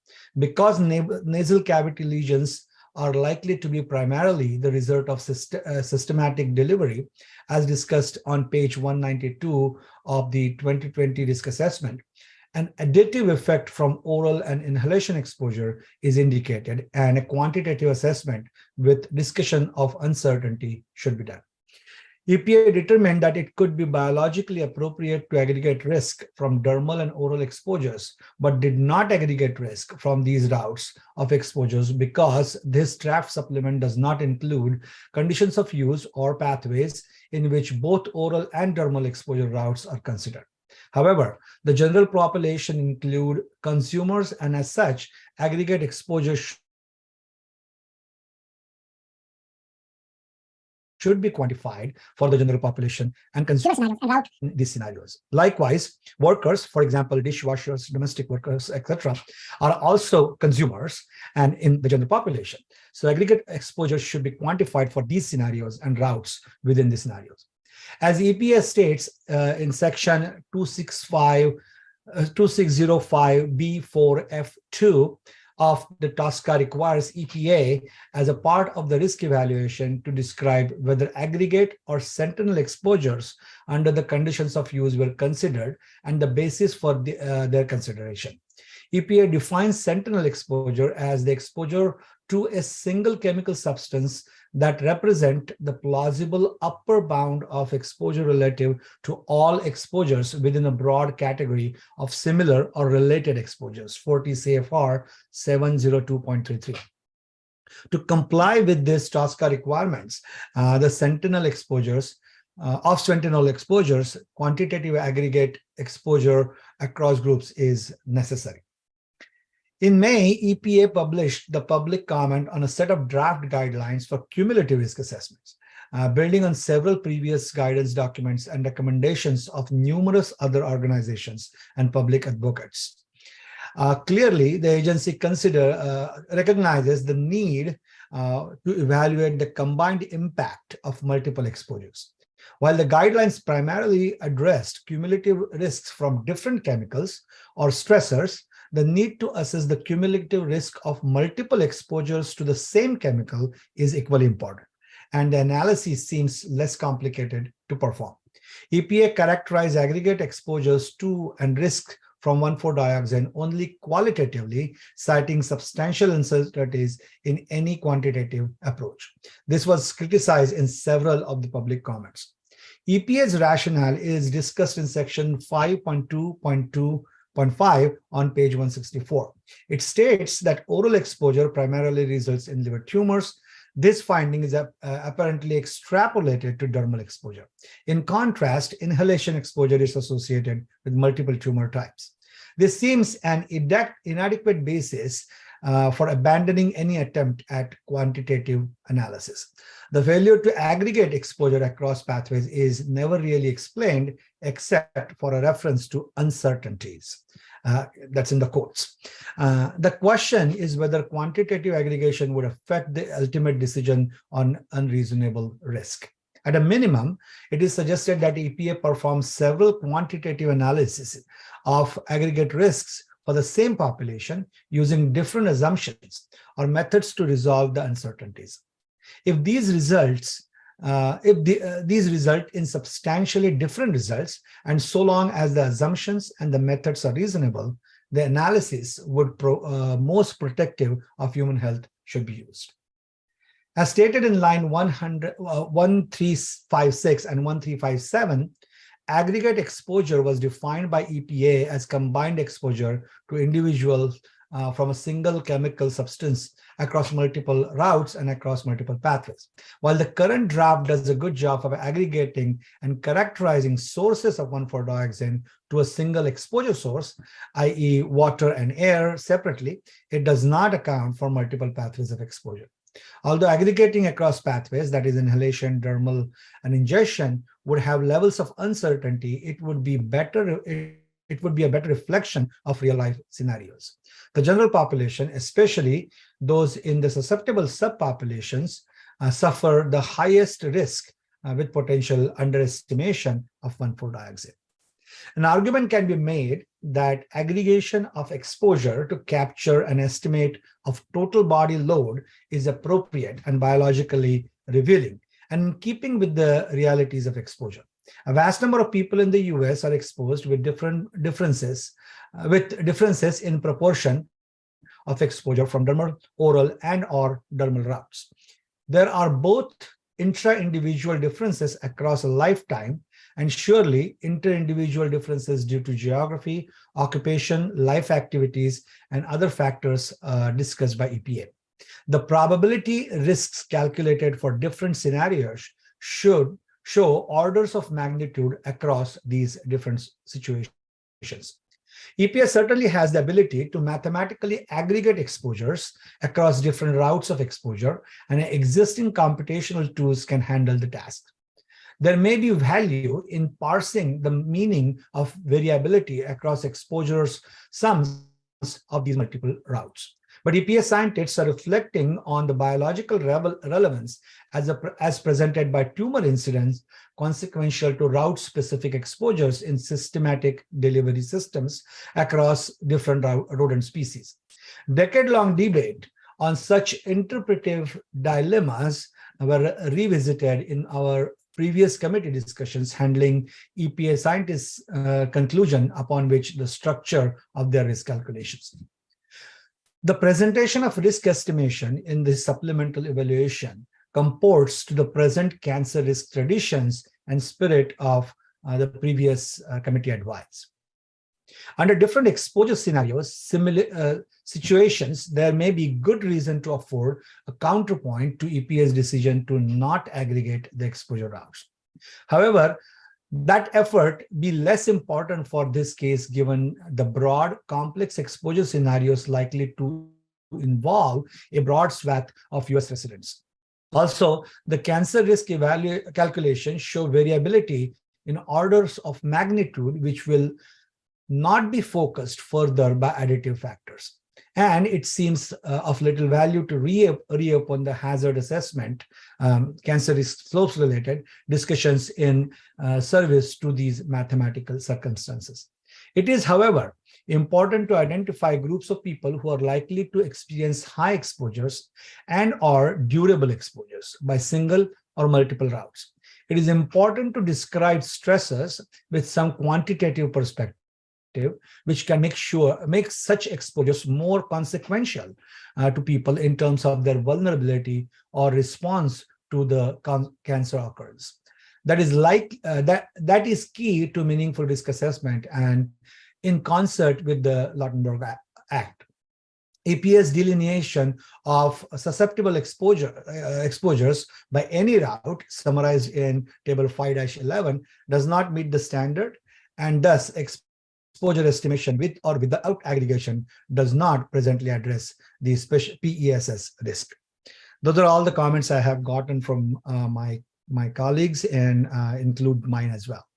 So I'm going to go now, Dr. Cobb, if you're okay with it, to my colleagues on this one. Please proceed. All right, so let's see. Where is my agenda? Okay, here it is. Dr. Jenkins. Thank you. I don't have any additional comments. All right. Dr. Francesca Merced Nieves. Hi, I don't have anything to add. The only thing I would say is that there was a time point where I think your voice went out. I don't know if it happened to everyone, but at least for me. And I believe the point where it went out is when you were trying to talk about how those that have occupational exposures also have general population exposures, and those should be aggregated, and it hasn't in the current. But I will let somebody with a okay. understanding of that. Sorry about that. I was reading and I was not looking at the Zoom, so That's okay. didn't I realize don't that know happened. if it went out everywhere, but I just wanted to let you know that in my end, you were mute for a second. Thank you for clarifying that. This is George Cobb. Thank you for clarifying that. That went out. It went out for about maybe 5 seconds on my end. I don't know about anybody else. Yeah. Something with the internet, maybe. All right, moving on, Dr. Mackenzie. Yes, thank you. And just to clarify, that was when you did go out. Yeah, that was, workers are part of the general population, and they're also consumers of the products. So Right. all of those need to be aggregated. All the scenarios, it's kind of nested, if you will. And I have no other further comments. Thank you for such a good summary. Right, and Mr. Wright. Dr. Apte, you captured my comments perfectly, including a paragraph that I sent you about 10 minutes ago, which was quite impressive. So thank you for a great summary. Right. So I just want to say that almost all of us agree that this qualitative risk assessment has issues, and they are all captured in the comments, and they will be in the written comments clearly.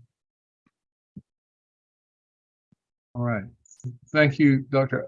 Apte, and all of the discussants on this question. At this point, I'll open it up to the committee, and it looks like Dr. Rubin is ready to go with a comment. Hello there. Yes, Rainbow Rubin, adding my agreement that population and occupational exposures should be aggregated. And secondly, in addition to the qualitative analysis, the aggregate exposure should be quantified, and that having a shared target organ, even if not an exactly overlapping set of target organs from different routes of exposure, does not preclude a quantitative aggregate analysis. Rather, it is a justification for quantifying an additive effect. I will also echo comments that preference should be made for uncertainty introduced for making the most health protective assumptions among the most exposed and sensitive populations rather than less health protective assumptions. Thank you.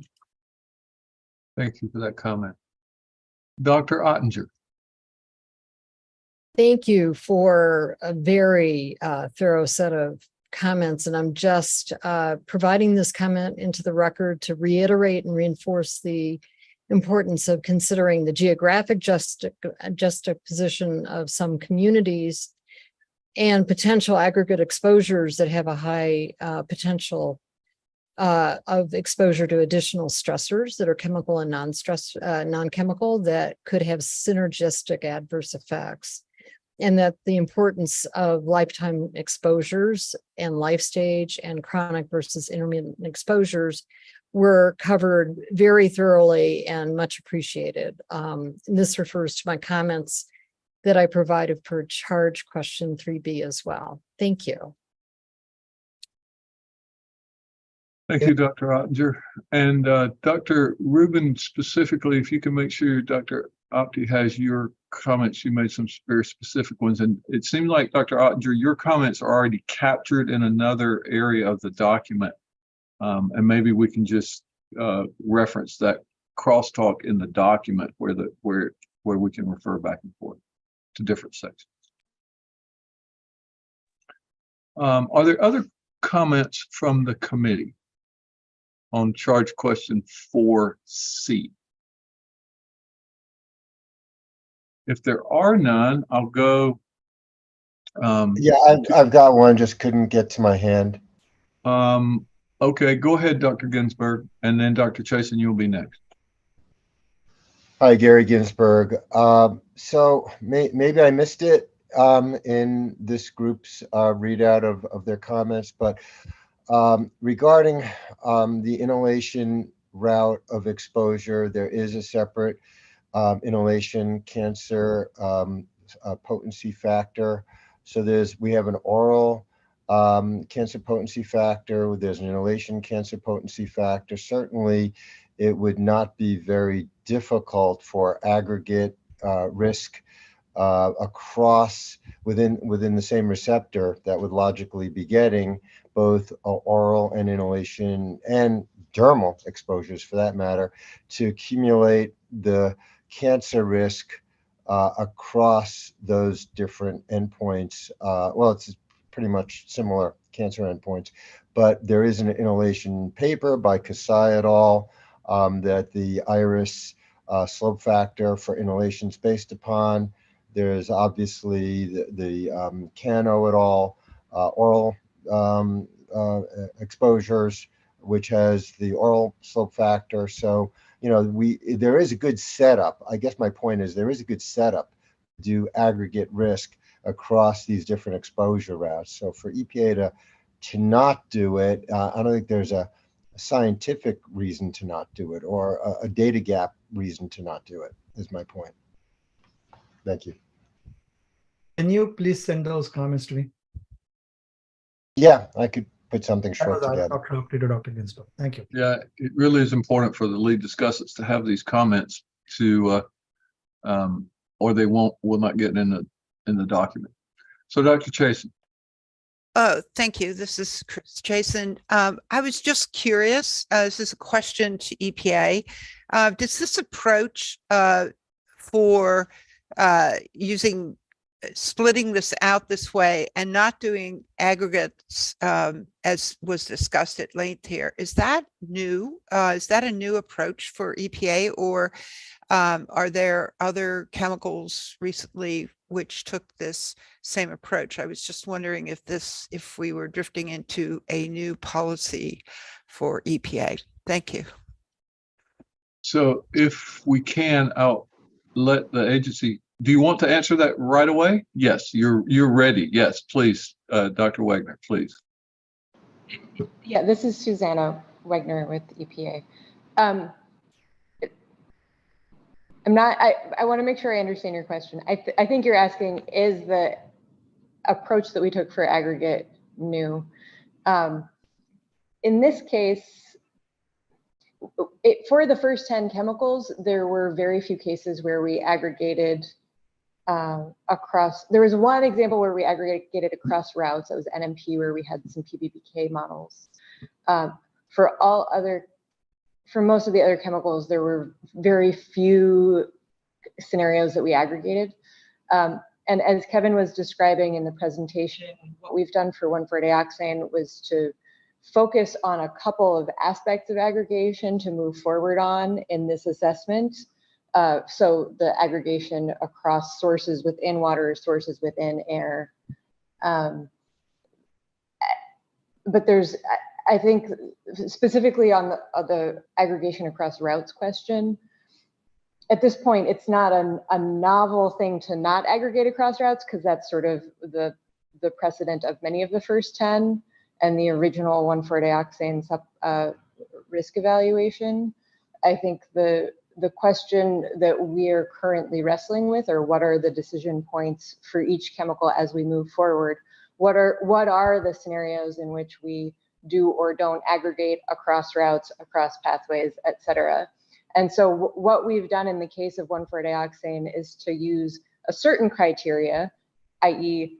that it's not that if it's not clear that it's focused on the same target organ. We see this as a gray area, which is a reason that we took it. Like the case of 1,4-dioxane really falls into a gray area of, is it the same target organ or not, which is why we've brought it to you. But for other chemicals, in theory, that same decision criteria could be a basis for determining whether or not to aggregate across routes. But based on the feedback we hear from you, we can sort of continually refine that criteria as we move forward. Does that, or Yeah. Can I just, that's very interesting, and thank you. Can I just sort of expand on the question?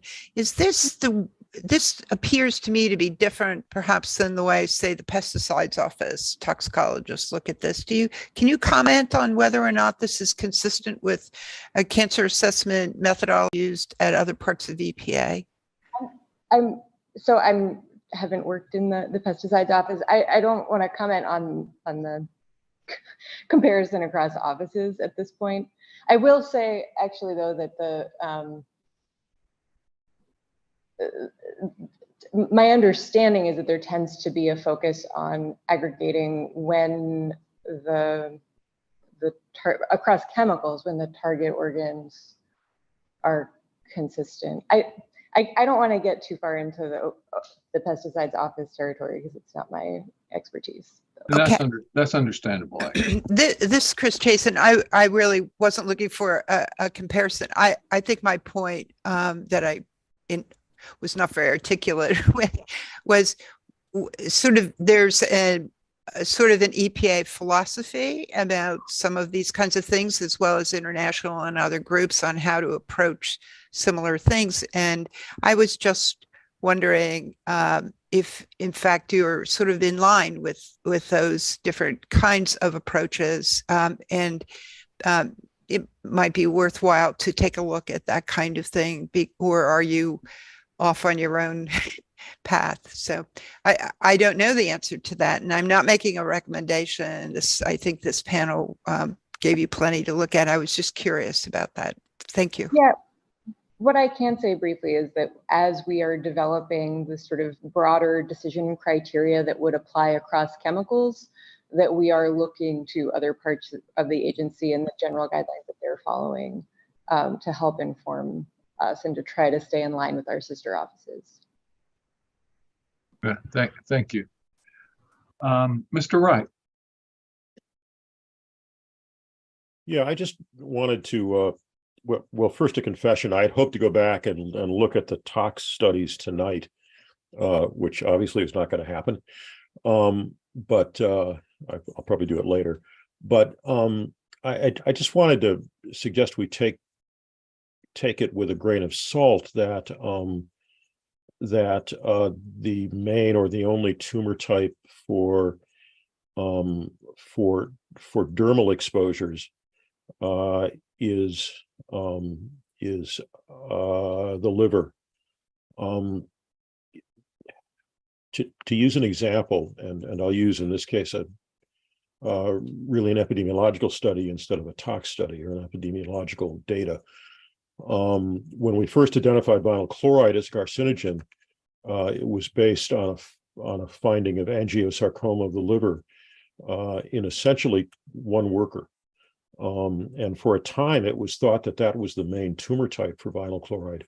Turns out vinyl chloride causes cancer in a lot of different organs, but that was not seen initially because those cancers are much more common. So they were kind of hidden in the background noise. Like I said, I'd like to read the original research, but I think we ought to maybe consider the possibility that that oral and dermal exposures cause more tumor types at a higher rate, at least, than simply liver cancer. Okay, thank you, Mr. Wright. Dr. Apte. So I want to comment on that and the previous discussion about, cancer risk as the sort of the use. What I would recommend here is really consider the mode of action of the chemical. I think the mechanism by which it causes cancer is of utmost importance. And if I'm not wrong, what I remember is it's a metabolism-driven CYP2E1 dependent mechanism, because the final sites where getting tumors are all very enriched in CYP2E1, where dioxane is metabolized. And don't quote me on that yet, but I think I'm right on that. And so that's why you get nasal epithelium lesions, you get liver as a primary site. And a lot of times the other cancers you see may be metastases or things like that, and they may not be the original site of cancer. And so I think considering the mode of action when you're aggregating risk might actually help, because then you are following the mechanism by which the chemical will actually cause the toxicity, right? And then that might help in figuring out what is the route and what happens versus what is the background and what comes after. So that's my comment. Thank you. Thank you. Dr. Ginsburg. Yeah, perhaps I can weigh in a little bit on the last couple of comments. Regarding the cancer mechanism for 1,4-dioxane, I recently wrote a summary paper on this, but it's still not well established. I mean, the CYP2E1 mechanism and related oxidative stress, whether it's mitochondrial based or throughout the whole liver, throughout the whole nucleus, and it's unclear. I think more research needs to be done. There are active research programs looking at the cancer mechanism for this chemical. It seems to be somewhat in between classic mutagen genotoxic agents and between some of the classic promoters. And there's a lot of very interesting research that has happened recently that's ongoing. So given that, and given the fact that there's multiple tumor sites, and the main one that's being explored for cancer mechanism is the liver. So what is happening in the nose or the GI tract is even less well known. I would characterize, in my own personal view and the way I wrote it up, as still an active area of research. But regarding the cumulative nature of it, regardless of whether it's the same mechanism or different mechanisms in different tumor sites, the nasal tumors probably and dermal don't connect well. The oral study by Kano et al., the concept was that the animals were splashing around from their water bottles, and there was a lot of exposure in the nose directly that wouldn't happen maybe as much in a classic dermal exposure scenario. So that was one reason why we thought the nasal tumors were popping up in that oral study. The inhalation study also showed nasal tumors. So pretty clearly, when dioxane gets access to the nasal turbinates, it produces, there's enough either CYP2E1 or other related mechanisms to cause nasal tumors. Whether that would happen to the same extent in a dermal exposure scenario is I think less certain. But EPA has a long-standing history in IRIS of accumulating across different cancer targets to come up with a cumulative potency value, adding leukemia, say, and liver, or kidney and liver, to overall tumor rates. So for there to be an aggregate assessment adding across different tumor types would not be a big leap, and I think would be consistent with other EPA approaches. So I think a quantitative is possible here across inhalation and oral, even if the tumor targets don't exactly line up. I think it would be tough to make that argument on mechanistic grounds, other than we just don't know what the mechanism is yet. Thank you very much. Other comments from the committee? So if there are none, I'm going to go back to the EPA and see if Dr. Wegner and her team have any points of clarification they would like to receive from the committee.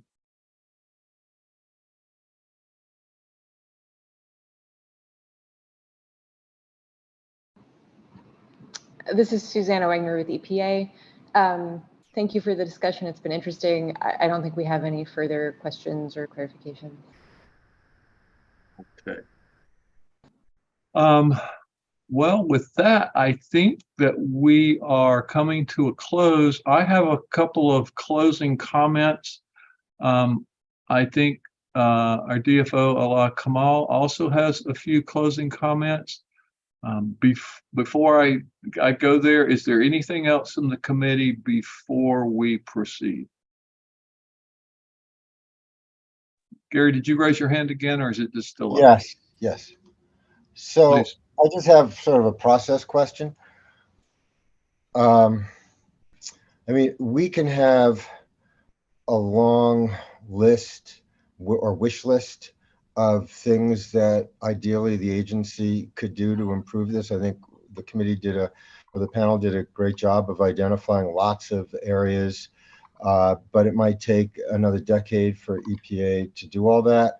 I'm just wondering, is there a winnowing or prioritization process? I've never been on a SAC committee to try to help EPA understand what are top items to focus on, what would be less important, and what would be nice in a perfect world. Just wondering if there's a way to prioritize. So before I answer that, I'm going to ask Allah if this is something that we should handle after the meeting closes, this administrative discussion, or should we just go ahead and have it now? Sure, we are planning to have another internal meeting with the SAC members after the close of this, and we can definitely talk about this issue, Dr. Ginsburg. Okay, perfect. Thank you. That's great. Yes, I think that's best, and there are answers to that, and we'll cover those in just a few minutes. So, Mr. Wright. I just wanted to say, as a new SAC member, I've been really impressed by the quality of this discussion. I've been involved in a lot of OSHA and MSHA rulemakings and some NIOSH hazard evaluations, and this process has been by far the most sophisticated and the most complex of really any of those, and a lot of that's due to the quality of the committee, but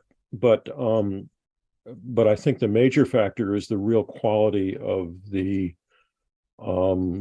EPA staff. There was an article in the October issue of a little publication of the American Public Health Association called Our Nation's Health that reviewed EPA's progress under the new TSCA in the 6 or so years it's been active, and you all have made a lot of terrifically impressive progress. I think we can safely say you saved a lot of lives. So I think the American people really owe you a great debt of gratitude. And sometimes we think that the American government is a bunch of politicians on basically Capitol Hill and in the White House area, but American government is really a lot of dedicated public servants like you, and so I'm really proud to be associated with this committee. Thank you very much, Mr. Wright, for your kind words. And EPA's goal is always to protect human health and the environment. Yes, thank you for those comments. Okay, I have a couple of closing comments, and then I'll turn it over to Allah to, I guess, formally close us as our federal official. So I do want to thank everyone on the committee, and ad hoc members and full members. I'd also like to thank the EPA scientists that are writing these documents, making these presentations, answering our questions. It's a tough job. I don't think it's a job I could do. And I really would like to express my appreciation and state for the record that occasionally my comments may come across as adversarial or confrontational, and they're absolutely not meant to be. They're meant to provide constructive paths forward and maybe rationales for accomplishing the things that you may want to accomplish anyway. I also hope that the EPA will not only use these comments to improve the current 1,4-dioxane supplement, but will also consider how these concepts and approaches can be used in developing future risk determinations or risk assessments. I think that's your plan, but I'd just like to encourage that as we move forward. With that, I'd just simply again like to thank everybody for participating. And if the committee members will stick around after we close the public meeting, we can have some administrative discussions. Thank you, and I'll turn it over to you. Well, thank you very much, Dr. Cobb. And before we close, me too, I would like to thank everyone who contributed to this meeting. First, I would like to thank the Peer Review and Ethics Branch in EPA for preparing for this meeting, including the branch chief, Steve Knott, the executive secretary, Tamu Gibson, and the DFOs and assistant deputy ethics officials, Dr. Charlene Mann and William Woogie. I also want to thank Ms. Joyce Coates and Ms. Barbara Ewell from the administrative staff of the Peer Review and Ethics Branch. I would like to thank the contractor in Dyna for their help in the Zoom meeting, for preparation also of the YouTube webcasting. I'd like to thank you, Dr. Cobb, for leading such an important meeting and going through all the agenda items and for following FACA requirements. Thank you to the SAC committee members and the ad hoc reviewers for their input and participation in the meeting. Thanks are also due to the OPP team for presenting the draft documents and responding to the committee questions. Thanks also for the public for presenting their oral comments at the beginning of the meeting. We ask the committee members to stay in the meeting and everyone else can leave the meeting. The meeting is now adjourned. Thank you.